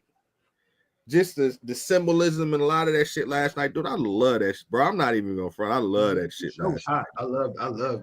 I like this performance. Again, a lot of people expected more. I don't know if they want him to jump out of a helicopter or fly.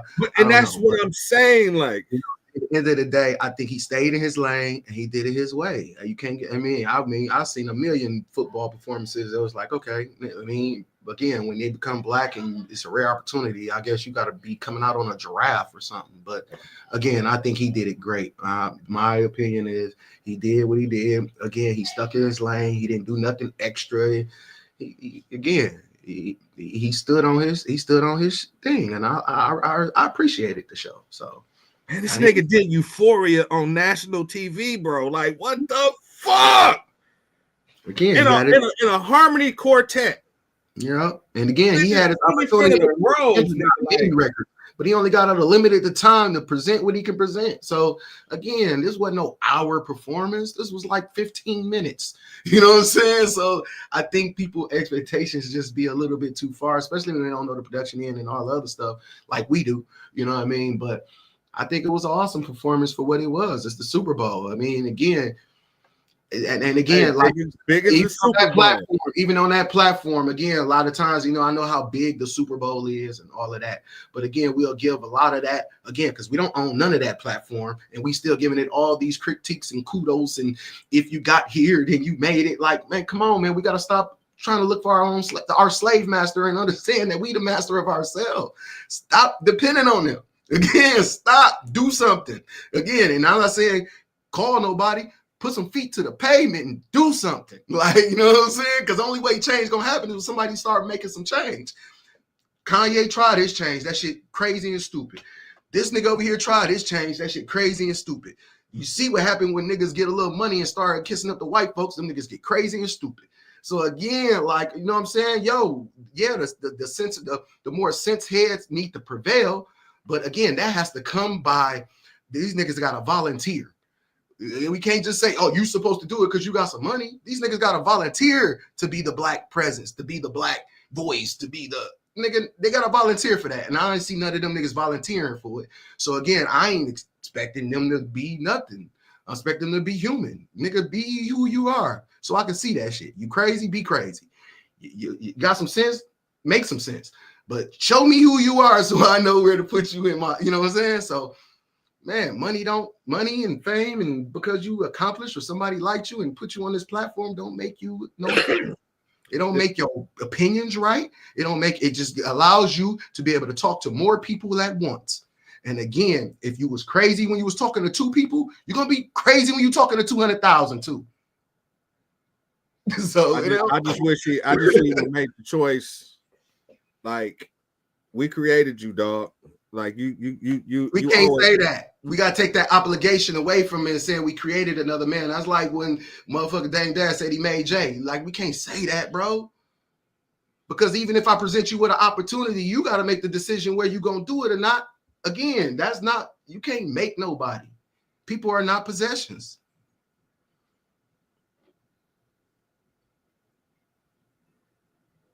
Trace, it look like you want to say something. Come on, Tree.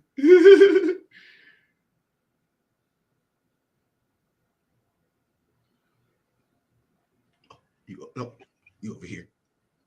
I can't hear you. And I'm pushing all the buttons. There you go. Oh, you went out. No, Push it again. I think I said Trace. Oh no. You hear me now? You went out. I don't know. I don't know either. Hey man, she was here. Yeah, she wasn't here. What about now? Can you hear me now? There we go. I need a new. Okay, good. I need a new system, and I'm working on it. I'll have one because it's driving me nuts.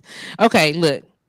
I said this in the beginning, and Crystal mentioned earlier that how we should, not place the same expectation that Devon is saying.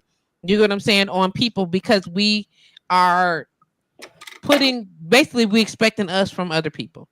You get what I'm saying? Which is completely unrealistic. You know what I'm saying?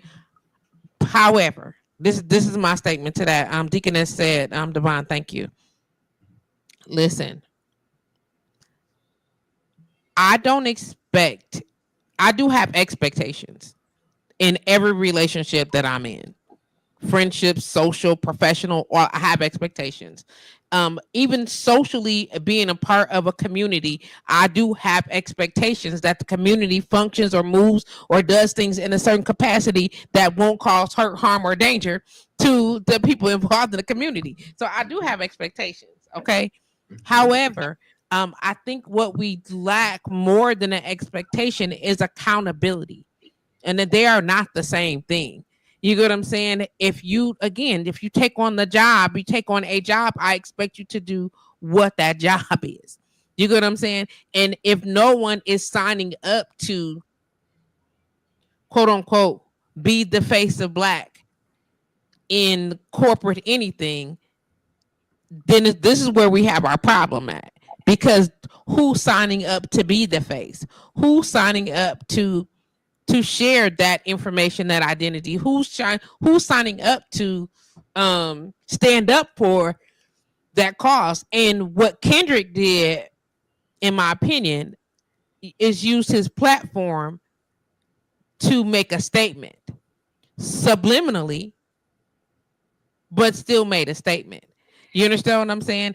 And some people say, well, how was that subliminal? It was bold because he didn't straight out verbally say this, that. He created and he uses art. He uses artistic mind and a platform, and he presented a vision for people to purposely interpret, just like we doing now. Pick it apart. Figure out what he meant by this or whatever the case may be. And I'm sure sooner than later, somebody's going to have the conversation with him and he's going to say it out loud, because that's how he's been moving. No, you understand what I'm saying? That's just how he's been moving. And I'm okay with that. I respect that 110%. I just want, as a community, And when we start talking about places like this, like we know, if you know me and my platform, I never talk about stuff like this. But I also ain't never had Psycho Freaky Jason as dude in the office again.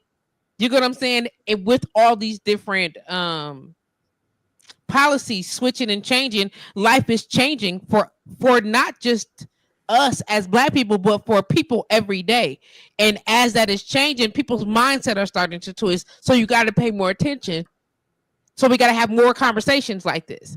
You get what I'm saying? We got to have more conversations. Even though we didn't start there, I just wanted to know what your opinion was on a performance. I want to know what you thought about the performance.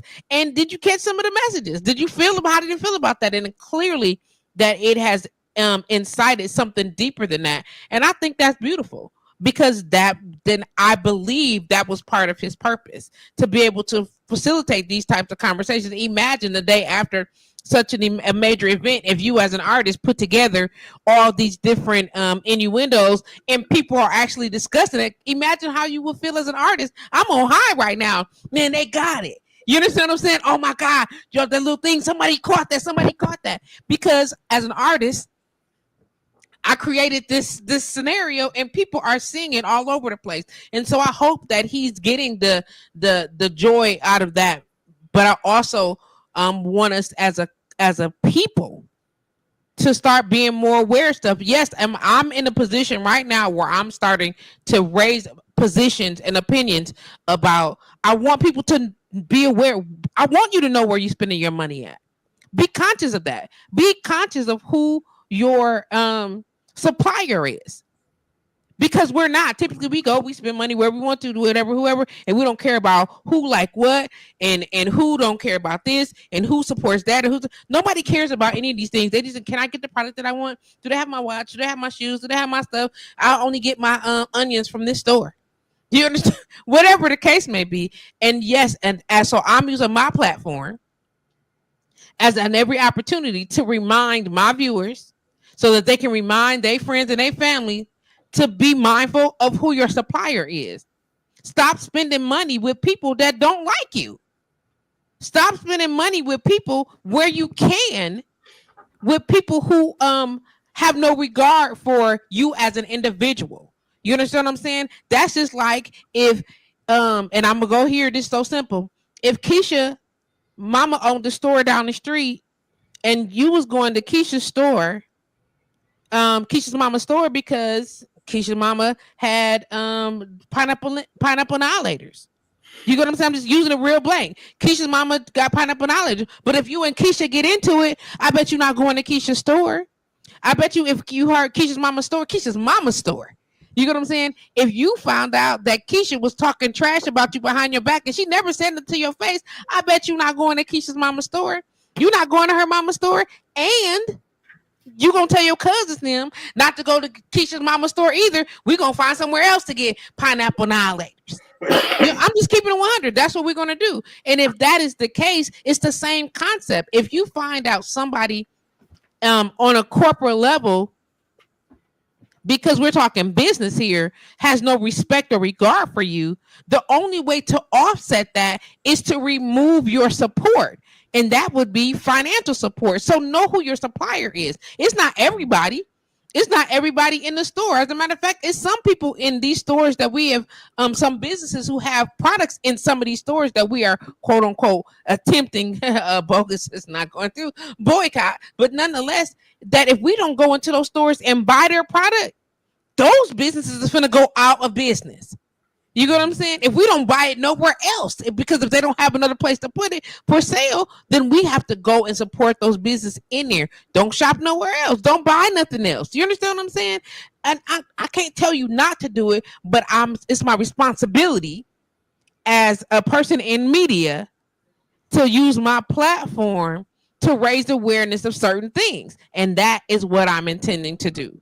So I'm raising awareness. Here's my attention. Here's my white flag. Hey guys, Be mindful of where you are spending your money. Hey guys, be more considerate. This is me waving all my flags. Be more considerate of other businesses that look like you, because there's going to become a deficit in some areas. And I know this is not something that you would typically worry about. However, let me make you aware that some of the funding is going away for some of the major things that are going to affect your children, that are going to affect your teenagers, some of your professionals, your professions, your careers.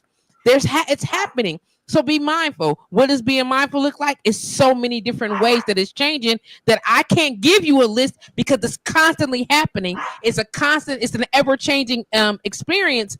So be mindful when things are changing. Look around you. Notice that if the offices are changing, if they're having HR talk and you don't know nothing about it, be on deck, because these types of things are changing and it could very well affect. Now we a different breed of Black people.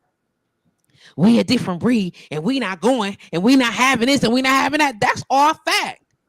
But it's still going to affect your job. It's still going to affect your 401ks. It's still going to affect your insurance. It's still going to affect all the things. And this is what I'm encouraging you all to be mindful of. Do I have expectations? Yes. Do I want accountability? Yes. Accountable for mindfulness. I don't want to hear I didn't know. I don't want to hear, well, how am I supposed to keep up? The same way you was keeping up with fucking ass TikTok. The same way you was keeping up with all these people. You scrolling past that message though. Take 5 seconds to just listen, because you're going to learn something that could very well be the saving grace for your family. So go ahead, B or Divine, either one of y'all. No, I mean it's hey, I feel you. Definitely agree with that. I just want to say, like, I appreciated what happened last night. Just on a level of, after just what hip hop been the last 10 years. You know what I'm saying? For rap, real rapping, a nigga that's really rapping, to go up there and show out in front of DJ T. B, I think you just too caught, man. I think you 2 decades behind, man. The game changed. It's different now. You have to evolve with the game. Like, it's not that no more. It's not a bunch of niggas around doing ciphers anymore. It's just not. No, I don't, and I don't necessarily want. I want those elements back in the music. Yeah. Like I want those critical elements of what this is. Like, I had a friend playing me new artists the other night.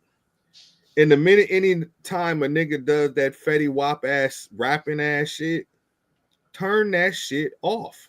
Hey, bro, I'm gonna tell you something. You know, again, for people who don't know me, I've over 25, 30 years in the music industry as a professional audio engineer, producer, and everything else, right? But I remember the day Auto-Tune came out.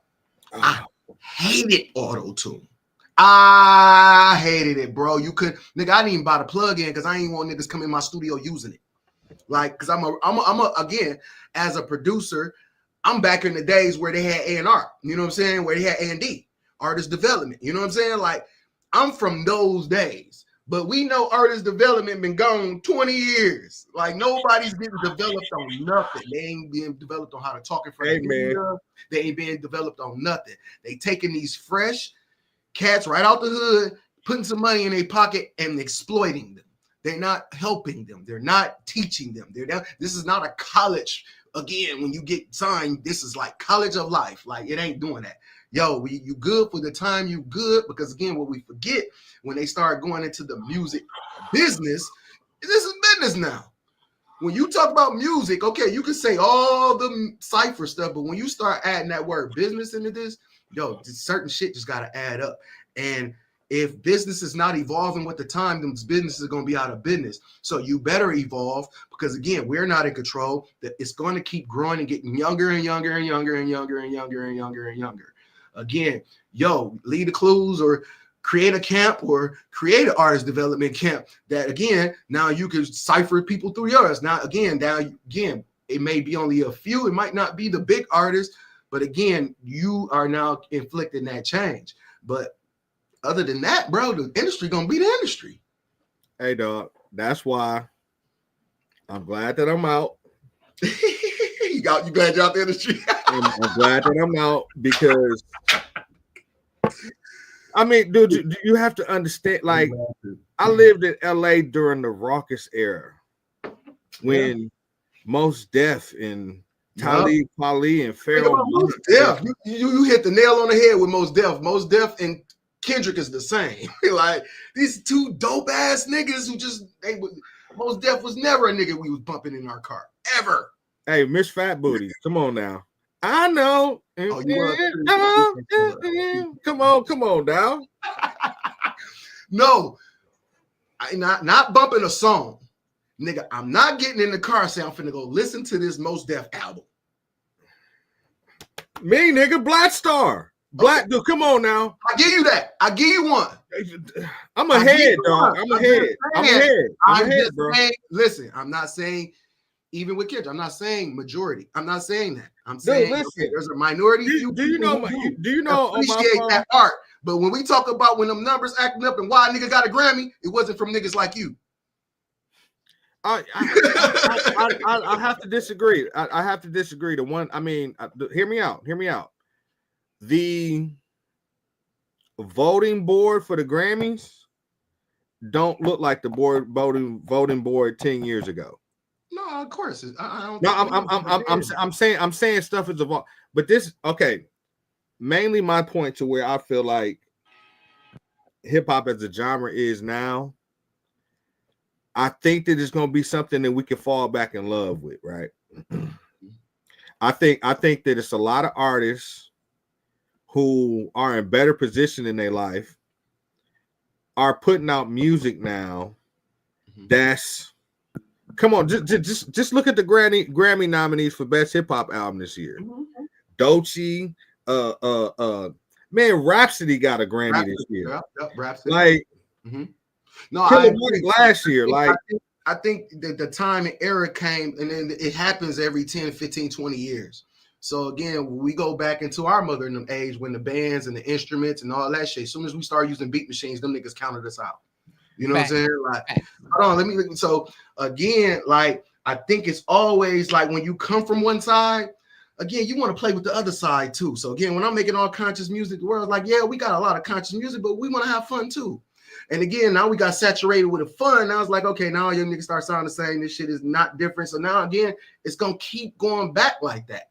You know what I'm saying? Because it gotta be something different. It gotta be the other side. It's just like a kid who grew up in the motherfucking in the boondocks. They want to be hood, and the hood nigga want to be boondock. It's always the other side. So I just think but we got that this year. We got the conscious record that was a bop. We don't got no conscious record. We need conscious artists with an S, not just one. We need a bunch. Hey, now you're asking for too much. You're asking for too much now. Man, well, you gotta take your one Rhapsody and then bump her whole album 20 times. Then, hey, this is Doechii right now. Hey, have you checked out the Doechii project? I have not. Oh, dog. She nice. I just haven't checked it out. Hey, go watch it. Go watch her Tiny Desk. Okay, great. Now again, I go watch her. She's dope. Now what? Man, put the word out. Put the word out. The more who know better will do better. Okay. I'm just trying to figure out what. So D, listen to what I'm saying. I'm a realist. Listen to what I'm saying. B, hear me out. Okay. Yeah. That's funny that y'all can hear me. I wonder if the audience can hear me. Can y'all hear me? You can hear us too? I can hear y'all, but I can't hear y'all through the headphones. But I can hear me. I think I done found me a button that works where everybody can hear each other now.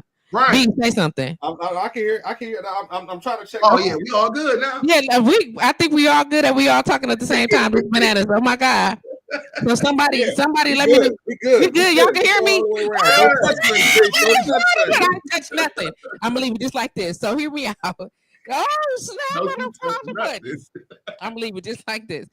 Doechii, first of all, the first time I heard of her was when I watched the Grammys. That's the first time I heard about her. So immediately I went to look for her album and was impressed. Yeah. I was like, okay, little mama, she nice. I ain't gonna even tell you who else I like that I didn't even realize that I was gonna like her at all.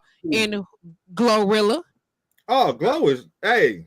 I ain't listen to Glow either. Like, look, just hear me out. Honest opinion, right? I don't necessarily know that I like her as an artist, but the person that she's showing up Her as, personality, her personality is real. I'm like she ain't okay, little mama. You know what I'm saying? Hey, Glorilla, no bullshit, is your niece. Your niece that she trying to make it in this game, and you know what this game is about, but she ain't really falling into the. So she still got some of her innocence. Out so she still got some of her beginning innocence. Yeah, and a lot of that integrity as an artist and everything. What we said integrity. She's buck wild, but she's not so buck wild that she is damaging the culture.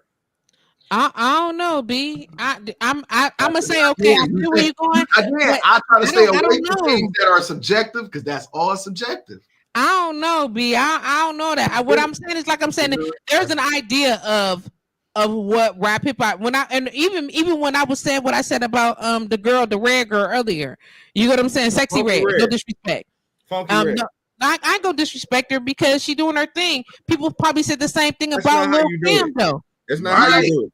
Exactly. But people probably said the same thing about Lil Kim when she came out behind MC Lyte and Queen Latifah or Moni Love them because they wasn't coming like her. Hold on. Let's put a little blame on Miss MC Lyte. Roughneck was the start of the bullshit, bro. It was not. Salt and Pepper was the start. Roughneck was start of the bullshit. Roughneck was her telling the truth. No, we want to go. Roughneck was the start of the bullshit. No, it was not. It was Salt and Pepper. Herbie thought it was necessary. Herbie thought it was necessary for him to make them sexy. Let's talk about sex, baby. Let's talk about you. Come on, yeah. So we talking about he thought it was necessary to make them sexy, and Bad Boy took it to another level. I ain't even playing. You know what I'm saying? Quiet as Cat. Before then, there was no hip hop artist. Method Man and LL was the first hip hop sex. You know what I'm saying? They was the first hip hop sex symbols. You know what I'm saying? Look how far into the game it was. With the name of their album. I'm just saying it's what it is, yo. You know what? Treese, that's a great correlation that Salt and Pepper was the opening for Lil Kim. Like that was the like Salt and Pepper got our shit open and Lil Kim ran through and kicked the door open. Listen, Big Daddy Kane, these was all them and using efforts to make sex appeal change the game. That's when it started. Big Daddy Kane had flow. Like Big Daddy Kane not that he wasn't nice, but I'm just saying they used his sex appeal. Operator ass nigga. Like, they used that. They used him. They used LL, and then the switch over when Meth and them not left, but you know when Wu started to do their branch situation. You know what I'm saying? Then they utilized that. They utilized that, and Quiet as Kept had Pac been around just a few more years. Him too. What you mean a few more years? I Get Around is Pac's biggest record. Okay, I hear what you're saying, but they hadn't really put him in a position of sex appeal then either. His most famous picture is the one of him laying in the bathtub naked with the gold all over him. It is now. I'm saying like Pac definitely used his sex symbol part of his shit. He was getting there, but you know what I'm saying? He was getting there, but he didn't really tap into it. How Do You Want It was one of the biggest records off of that. I'm a whole woman. I'm telling you, he was getting there. Women love Pac.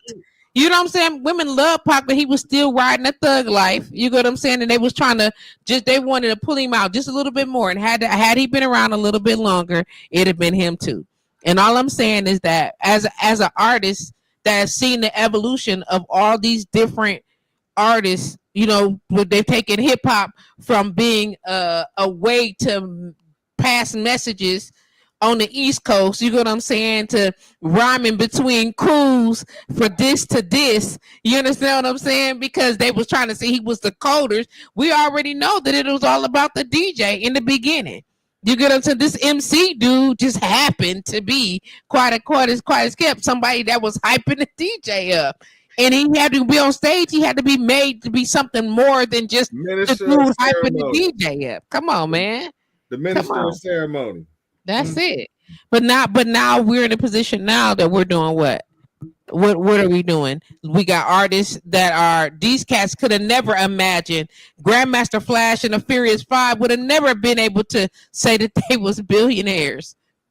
You know what I'm saying? They could never see Kendra's money or Drake's money. You know what I'm saying? KRS-One, the founder therein of this particular style of hip hop, and how is he living? In silence. And silence. Hey, ain't even got health care. Like this shit generates how many billions a year? And So who's supposed to take care of them, right? Were they supposed to spend their money differently? You know what I'm saying? Or are we expecting that these current artists who quote unquote should be paying homage to the elders look out for them? You understand what I'm saying? Like, is that what we really expecting these people to take care of other people's families? Is this the idea? Is this what we looking to do, B? Okay, if we're talking about intent and what your intent should be, I mean, at least the RIAA, should have a damn healthcare policy. Can you say that out loud? So please say what it means. People don't know what the RIAA is, fam. The Record Industry Association, something I can't remember the last. I'm just saying, don't do them like that. What? I'm whatever. Like y'all, ultimately, the fact that we're having a discussion even is just insanity to me, because you know it's and I understand that people not necessarily are obligated, but you should just want in your nature of just being a decent human being to want for the future of this shit to have some purpose to it, and have some culture to it, and have some responsibility in what it presents. And I mean, I don't know. Huh? So do we say that this is your responsibility to make these people aware? Since you're so passionate about it, are you willing to pick up the mantle and address those issues? Are you willing to be the face that's saying, hey, people in the music industry, you have to make a better example, have to be a better example, or set a better example once you come out of your, I'm finally glad to have all these things since I've come from having absolutely nothing, and now I can live the life that I've always dreamed of. Hey, pause while you're living the life that you're always dreamed of. Don't forget that other people help to make your career possible. So extend your hand back to them. Is this what you said? This is how this sound crazy. It sound crazy. But why not have that expectation of these people?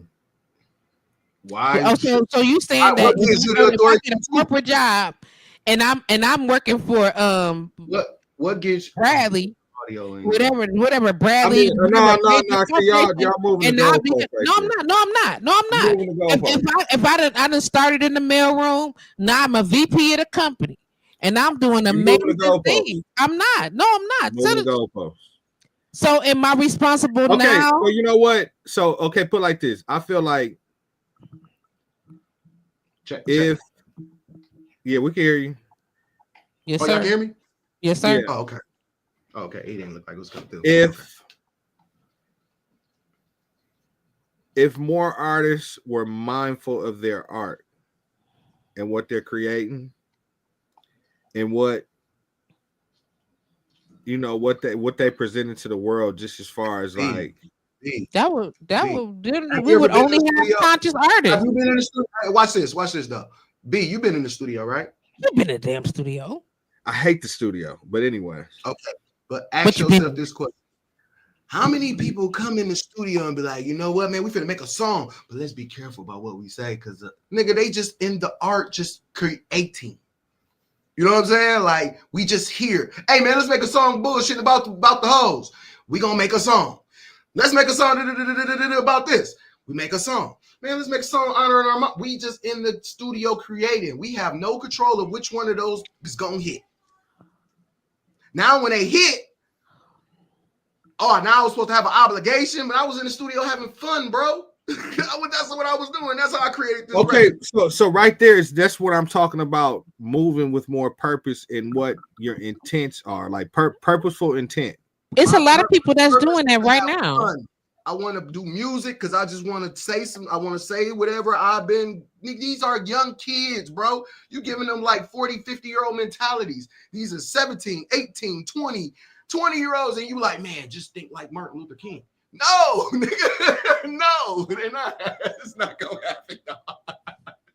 But okay, You say it ain't gonna happen, but you say it ain't gonna happen. But if the information is like, dog, I didn't know. You know how I found out about like cultural figures and stuff like that. How old are you, though, B? Hear me out. Through Outkast, through Goody Mob, through man, we keep going back 3 centuries. Okay. But so this is what I'm saying. But this is what I'm saying. So I was a Goody Mob. I was an Outkast. I was a UGK. I was all that too, bro. But them was 3 centuries ago, bro. 3 decades ago.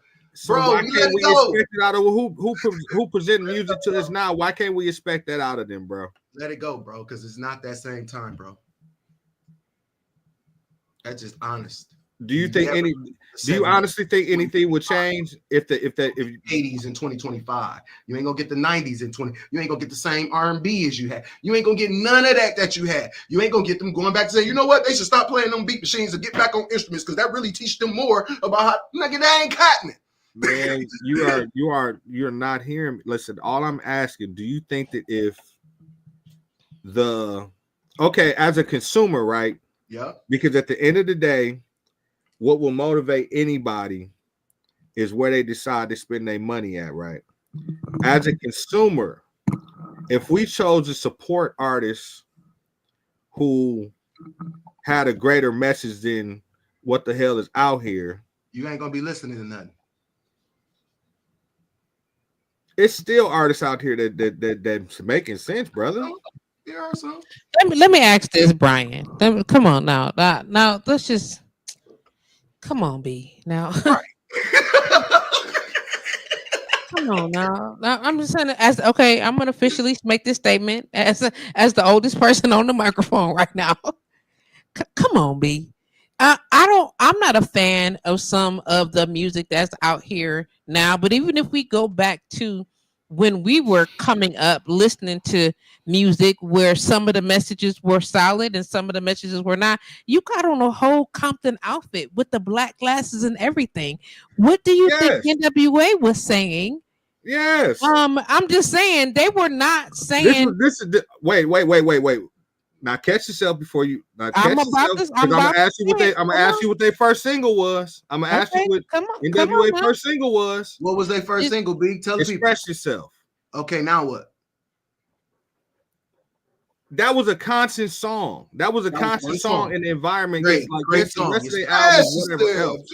Okay, now what? Fuck the police coming straight from the underground. A young nigga got it back. So that was. A young nigga got it back. Come on now. That's not in the vein of protest song.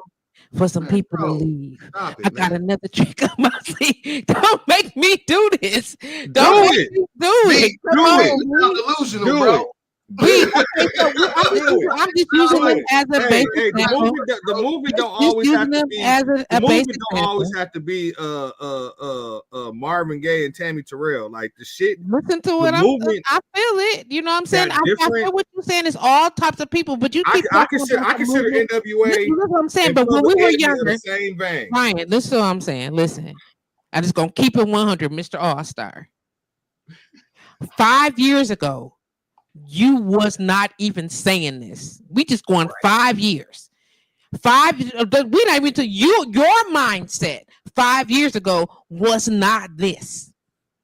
No matter how black and strong you are, and how committed you are to the culture, we already know. Can't nobody say nothing about our people because Brian is on deck 130% about who we are as the people for the culture that use a rider. But even 5 years ago, sir, this was not the conversation you was having about what we should be doing with our music. Quiet as kept before then, when you was making a certain set of videos down in the A doing a certain set of That activities. was 1997, woman. Like I am not going to. What I'm saying is, what I'm saying is that.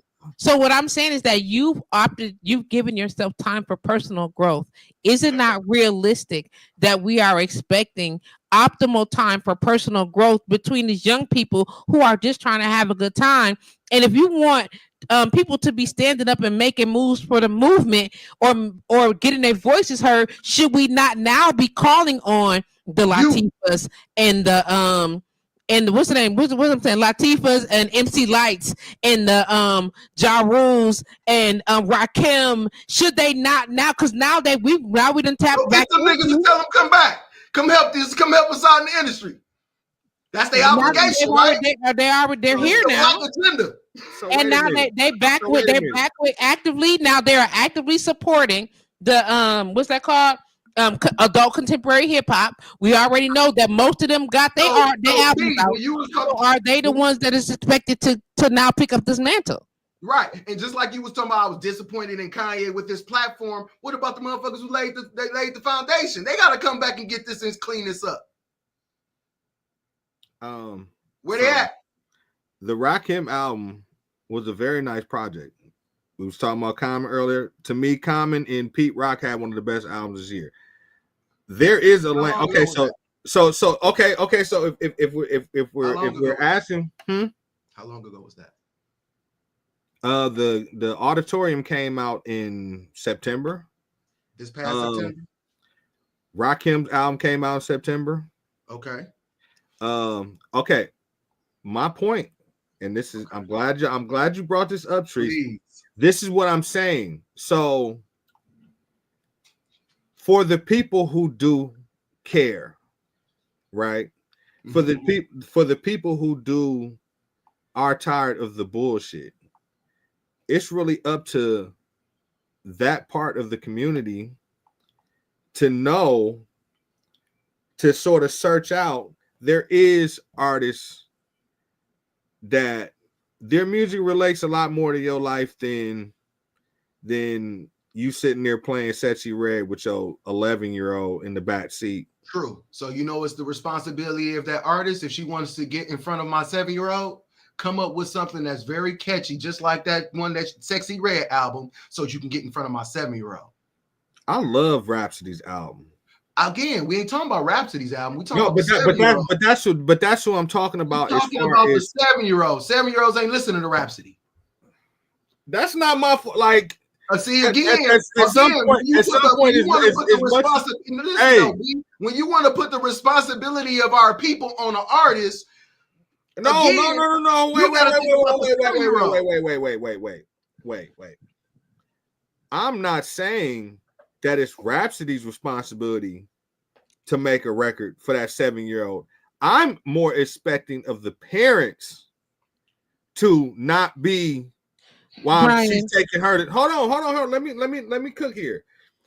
I'm trying. I'm asking for the parent to not be bumping Sexy Red when you dropping your daughter off, feeding that shit into their mentality where they feel like that shit is cool and it's something to listen to. Like, the one thing that made our hold on. Let me finish. The one thing that made our music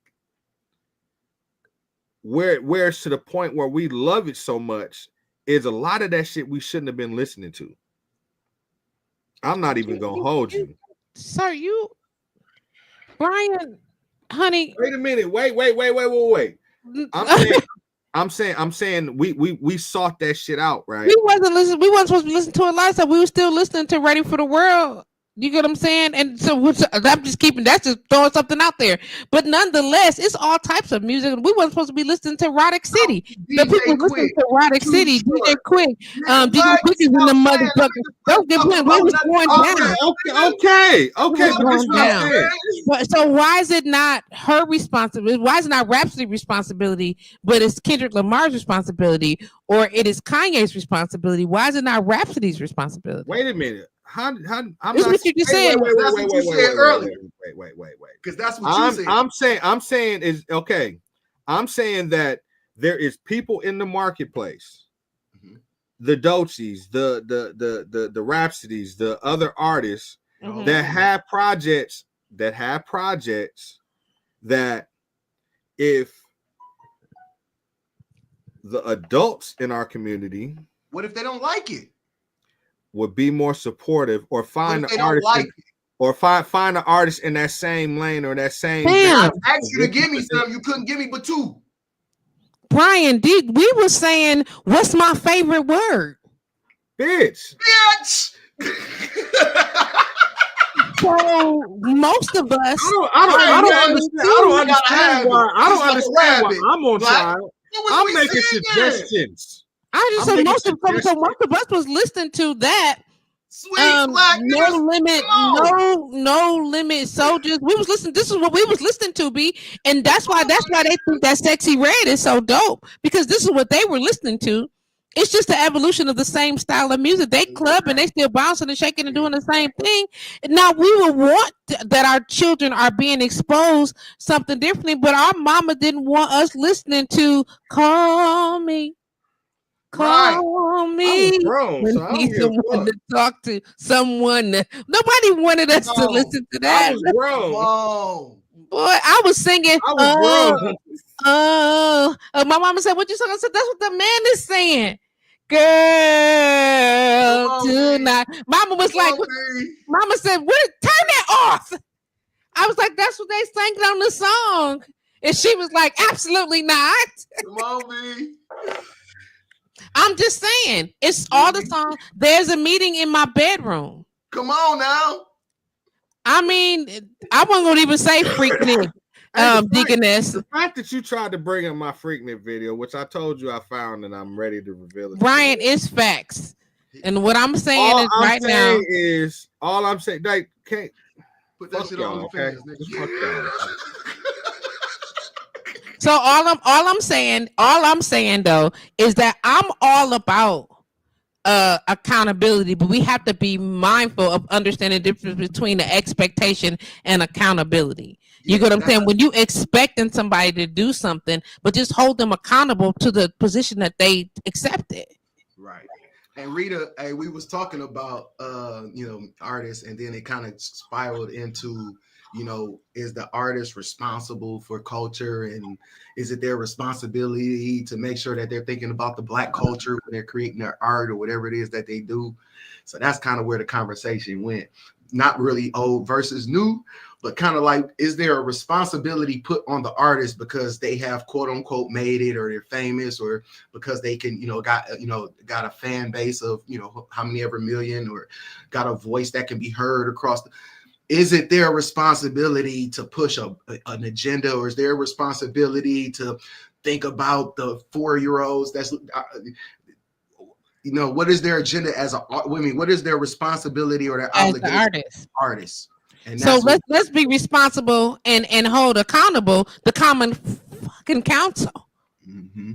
Oh, I didn't got angry just that fast. Let's be accountable and hold accountable the MPS school board. Let's be accountable and hold responsible for. I'm just saying that. Come on, if we can't do it, this is where we're talking about accountability at right here. Let's be accountable in the teachers. It's a whole group of teachers that's directly affecting the engagement of these children. We can already say, I can't change the parent. Mm-hmm. We already know this. I can't change who the parent is of a child. However, if you are the outside looking in at a situation, it's too many heads looking the other way. Now it's time to be engaged. This is where accountability comes in. When you see a child being abused, you see a child being neglected, and we're looking the other way because that's their kid. Whose kid is you? But you're responsible. You are a mandate reporter, or you are an educator. You are a conscious member of society. Should you not be doing the things that need to be done to help save these children from certain types of exposure? Is that where accountability and expectations come in? Because I expect accountability. I wish as a black woman that conscious and mindful black men would go knock on Ray Titi them door and tell them to get out our neighborhood and shut it down because it's unsafe for us to be outside. I expect and I hoped and wished as a black woman that when I go to the gas station, I don't have to look over my shoulder and not be afraid of other people, black men specifically, that look like me. When I go to the gas station to pump my gas and these little kids coming around, I got to worry about somebody trying to stick me up, and one of my homegirls people, somebody tried to rob her, but she pulled up her gun, and now these teachers looking down, now the kids looking at her. I thought you was a respectable businesswoman. Sir, you tried to rob this respectable businesswoman, and now she done shot the shit out you. What do you do about that? I'm just saying I could go, B. I'm just saying now we're talking about accountability, right? Like I said, there's artists in the marketplace that have a better message and agenda with their music. That's all I want to be saying. Hey B, you a DJ. You was a DJ for a minute, right? I still do. Still is. You ain't bumping that Rhapsody. Yes, I am. I play 3 a.m. all the time. And you play Sexy Red right after it, right? Nope. So you don't play no Sexy Red, none of that. None at all. You don't play no music that's not uplifting. Nope. So everything you play is uplifting. I play generally I play about 80% R&B. Dope. So a question again, now is that causing you to get more bookings or less bookings? I've been at the same place for 5 years. All right, so it ain't no elevation then. No, it's where I want to be at. Man, you an OG, nigga. We got responsibility. We got obligation on you, bro. You're supposed to. Okay. And for the people that I encounter on when I do my sets, I do my sets every Friday and Saturday. I am very conscious of who's in the building. That's what's up. What the audience is. Who was you always? I always try and play the stuff that's popular. Was you always like that? Yeah. I mean, as far as DJing, no, you wasn't. Okay. Dude, always. Am I being penalized because I evolved? Like you was not always that, nigga. No, the whole point is just we're gonna acknowledge. We're gonna acknowledge. We just gonna. Here's the thing, though. As quote unquote those of us who have grown up, and for some of us who have matured, you know what I'm saying. We growing up and maturing don't mean that we shaming everybody that's behind us that haven't caught us up, caught up yet. B. We're not shaking fingers and shaming. I'm not shaming them. We just want to be able to say, "Hey, look, this is what we would hope you would be doing, and you still not ready to do that? Okay, keep doing you, son. Right? You ain't ready to do that? Okay, keep doing you, son. But I got expectations and accountability. We moving like this over here. You can't bring none of that over here." Right. But if that's how you moving over there, we'll see you eventually. Hopefully you'll get it together. I'm not knocking anybody who gets it and being creative and whatever else. All I'm saying is where I'm at in my shit, what I'm responsible for on this earth. Oh, I'm trying to teach, I'm trying to entertain, and I'm trying to like give somebody something memorable. Like I want you to be, oh damn, I ain't heard that song in a long time. Like that's the whole point of my set, and the shit is working. That's dope. No, that's dope. That's dope. And that's how about switching to music that we support to gospel and get the children involved in that. Make it can if you make it sound like Sexy Red. Make it sound like Sexy Red. You might can get them. But when you talking about the shit out that question, I have no. They don't want to hear that. They don't want to hear Jesus on the main line. They don't want to hear. Hey, you know what's funny? The other night I played. I played Tony. Hey, Little Walter. And it was funny because this chick, she probably was in her mid-30s. Come on now. She was like, this sounds so familiar and whatever. I said, oh, this is, hey, you know, they had a song Wade in the Water back in the day. but this was the secular version of that song. And Yeah, the Boosie and the look Mo at- 3 one. huh? The Boosie and the Mo 3 way in the water. Nope, Tony. I'm talking about Tony, You talking about Tony? brother. I'm talking about the different OG generations of and that the same Christmas. song. No, Exactly. D. That's hey brother, I never thought I would be in a position where I love the fact that I don't have an audience that wants to hear, you know, Megan. I'm glad you said Thee you never thought you'd be in that position. That's a beautiful thing right there, because that's a sign of growth. And I'm hoping that you are at this moment considering how you are using your platform. You know that you've got people listening, just like right now. People know that if you typically log on to Live with JustPatrice, this ain't what we talk about. You know what I'm saying? But we talking about it now because I believe the state that the country is in and where we are, that this certain information needs to be passed on. And if I'm gonna pass it on, I got to make the conversation. I have to be responsible for initiating the conversation, and this is my effort at doing that. So here's me and this bringing that conversation to the table. Here it is. So am I being held accountable? Yep.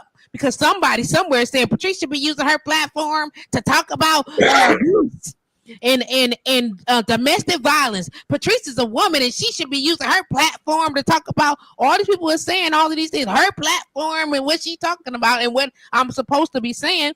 And today I'm telling you, I don't usually talk about politics. I don't usually talk about race relations.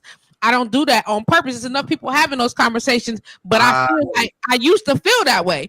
You know what I'm saying? But I also feel like now that as a part of, I'm part of this community, and I think it's necessary. I'm not ignoring the platform. I'm not ignoring that message at all. This is what I believe in that message. I'm gonna have it spoken out, even if I'm still talking about strengthening conversations, building relationships, things like that, because those things matter to me. That's how we learn to communicate. It's how we learn to be able to vocalize in those platforms. That's my opinion. And so in order to do that also, I have to also say, and by the way, this is what accountability looks like. And this is how you put it into action. This is my platform. These are the conversations we having. Be mindful of where you are spending your money. Be mindful of what you are doing with such and such. This is how you utilize that. And some people will, and some people won't. And it'll be a few years. The people that wasn't, in a few years, the people that didn't used to do it will be doing it too. And that's the whole point. That's what viral looks like. That's what contagious sociality looks like. Let's go, B. Trace. Yeah. Just a little nugget, right? Come on. The symbolism of Serena dancing in that during that Not Like Us part, the fact that Drake attacked her the way he attacked her on some bitch ass nigga shit, I was happy to see Serena out there doing her California shit during the midst of the destruction. Oh, you know what? It's a YouTuber I watch, and he refers to this whole battle as the Shakespearean shakedown, and I think that is so motherfucking dope. The Shakespearean shakedown. This man took this man. Oof, goodness. Anyway, back to what you were saying. So, and I was bringing up the Serena point for the women's empowerment part of, you know, her being able to crip walk on this nigga when they destroying this nigga, whatever character. That was dope. That was fucking dope. I mean, that was all in Art of War to me.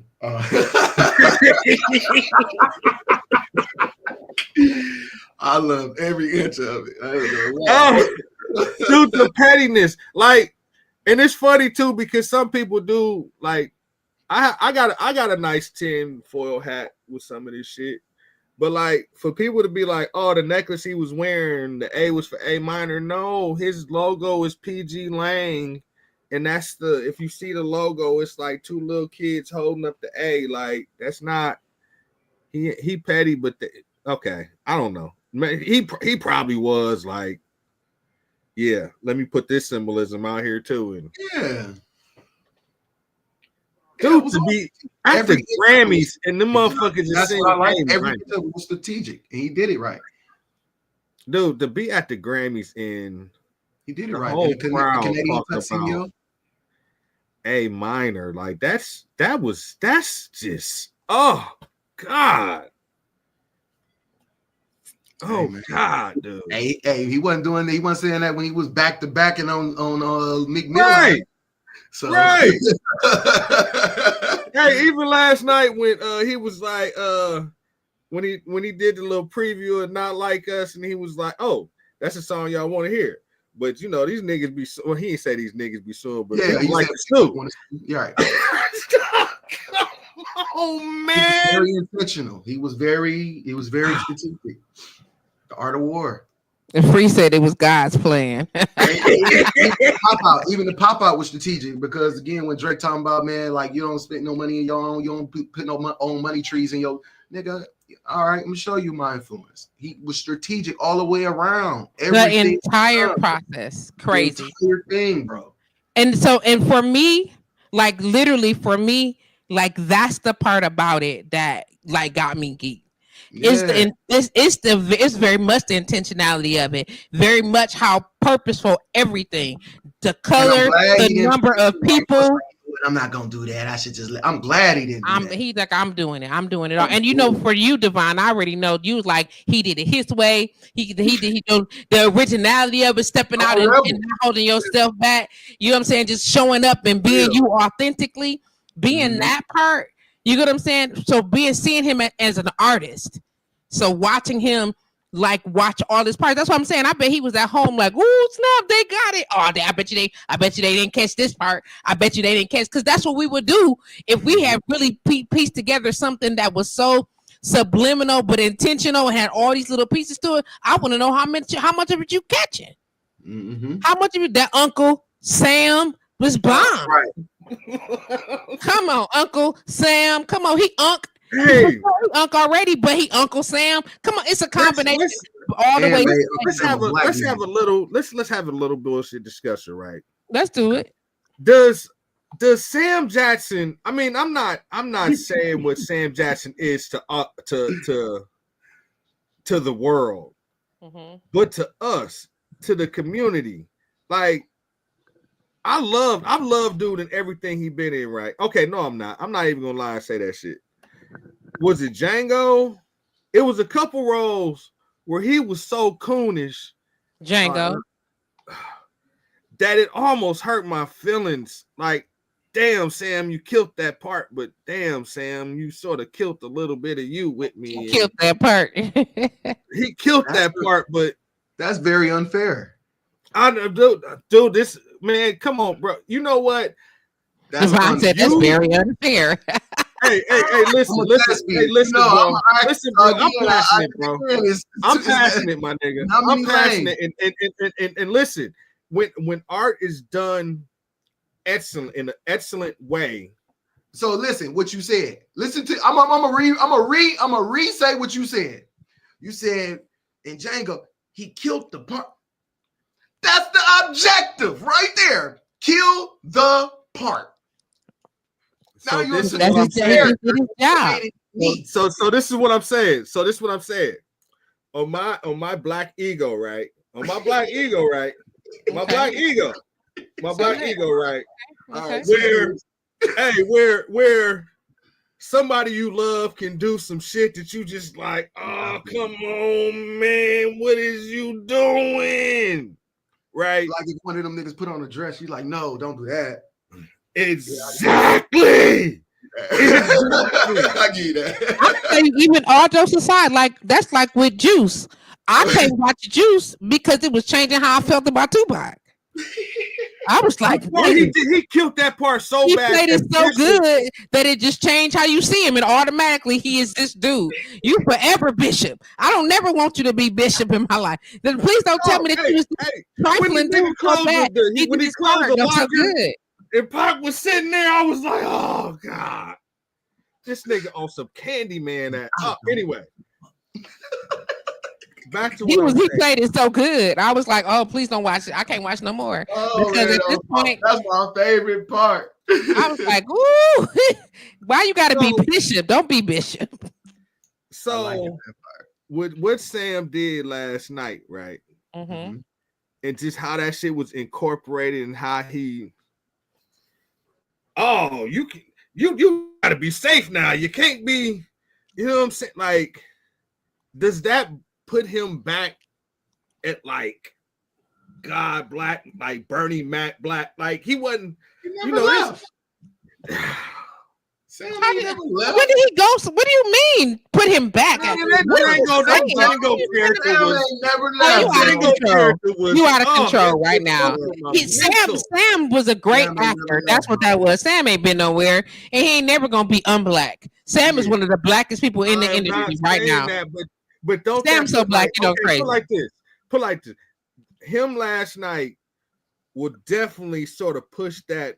When I think of Sam, I won't even think of that Django character no more. You know what I'm saying? Like that's Okay. all I'm saying. Just Okay. He took that out your mind with this one. yeah, like Was it So good? you feel like he liked it? redeemed You did Minnesota stuff, and he liked oh it. man, that shit was so dope. That shit Okay, was so so you like dope. Sam Jackson part yesterday? Just the meaning of like when he introduced himself. Yes, Hi, yes, he I'm did. Uncle. Oh, I Divine. thought he didn't like it at first. I thought he was laying. He didn't. Oh come on, man. He There loved it. there is nothing about last night's performance that like I was almost I was satisfied for the wait.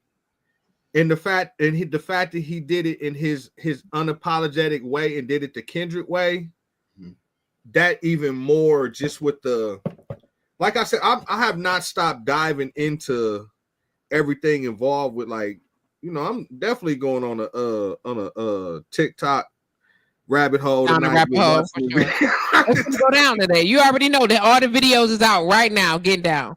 No, it's gonna take a couple days because it's some white boys that be analyzing that stuff. I'd be like, well, god damn. Look at Francis Freeburg Morgan said, "Not at all. You're supposed to feel provoked, incite feelings. It's satire and a breaking breaking a conscious wall. Excuse me. Feel it. You're supposed to feel it." I like that free. Mm-hmm. But Devon, again, that taps also to you into your thespianism, right? So coming up as you know what I'm saying, as an artist, as a creative in this capacity, you know what I'm saying? How do you feel about the performance as a whole? We got about 6 minutes, y'all. Oh, like I say again, I just thought it was again. I mean, tens for who Kendrick is. Again, I don't compare him to nobody else. Like he didn't do what dude did. Like I take Kendrick for who he is, and I'm like, yo, that was dope. He didn't come out of his lane. He didn't. Again, he showed us more of his balls. He showed us that he had muscle. He showed you ain't just no pushover. You know what I'm saying? Because usually niggas who speak conscious usually end up, you know what I'm saying, appearing weak. And you know what I mean? I like that he stood on that shit. And I again, who knows? Kendrick might not be talked about for the next 5 or 10 years, but for this moment, he is. So listen, my mom was just sitting here sharing with me her thoughts. You know she's not gonna be on live because she, for every reason, she won't go live. Hey, okay? mama, you in the kitchen? I hope you cooking. She not cooking. Oh, She not okay. You finna Oh, I was trying to come. You so listen. So mom says that in her opinion, just give it to me again, ma. The show was a good show. To her, she thinks it was a good performance. And tell me why you think so. The entertainment was just perfect. The choreograph. She doing this, ain't she? I'm doing her hands. I'm doing my hands. Yep, she's doing it. Yep. I'm doing what she doing. She said what he said was way over her head because she into that no more as far as the rap lyrics and stuff. But visually, the performance, and watching music and watching it, they did that. How their timing on the performances, the dance moves, everything. She said then she found out later that there was a lot of stuff going on, but just for her to not be aware of all the things that was going on, it was just a really good show for her. Right. Mm-hmm. So, yeah, I agree. I like it. What about you, B? We witnessed a rap show last night in the Super Bowl. We witnessed a show and a funeral. But we still witnessed a rap show where people were rapping. It wasn't hip hop. It wasn't pop. It was rap. Okay. Yeah. From what we are the essence of. So okay. I hope that I don't. I'm gonna have to stay off of Facebook for like 4 or 5 days because I really don't want to attack the people that's attacking it. Oh yeah. Because then it becomes like you're never gonna get because you don't want to get it. I want to get the shit. I want the stuff that I consume to have some type of meaning that can help me on my evolution, on my growth. I'm so proud of you to hear you say these things. It makes You me in so therapy? No. I mean, but the my experiences with therapy unlocked my whole consciousness Dope. into understanding, where I come from, what I am, and who I really do want to be. Ooh, me. I'm loving this. Is a whole other conversation about to on the brink, y'all. Right at the end of the show. You already know what I'm gonna do. Get ready for it. Just expect the calls and the details. You already know. Black men therapy. Stop playing with me. We having the conversation. We ain't doing it right now because we about to ready to wrap up. But baby, that was the walk into the door. Thank you and thank you. Yes. Yes, I want to thank the men out there again. I know me. like give some value for the men out there who don't got a therapist. Man, just go to BetterHelp. It's online. You'll get you a therapist. So that's definitely a resource for you. So you can say, man, they talked about therapy. Nobody gave us a resource. BetterHelp. BetterHelp. Google I'm just it. saying. That's why they ahead of us, y'all. That's where I got my therapist. They put them people in situations where they can open their whole mind up and truly start realizing the potential of what's really trapped inside of them. Or let me not say trapped. Trapped. Fuck that. Shit is trapped inside of us. And instead, motherfuckers miss out on greatness.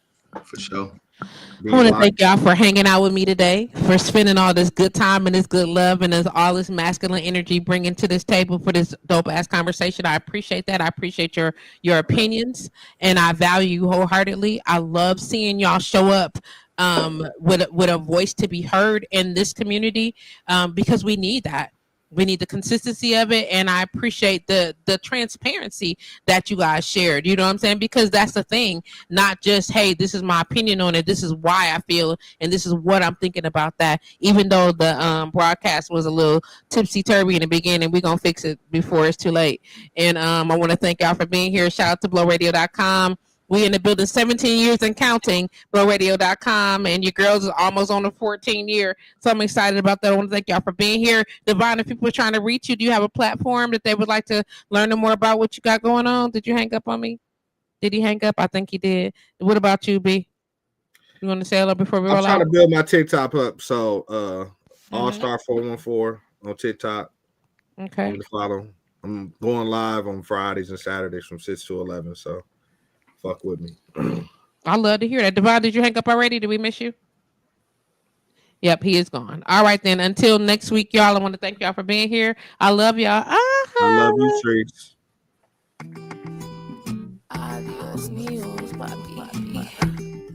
No puedo dejar de sentir una especial de manera de usted.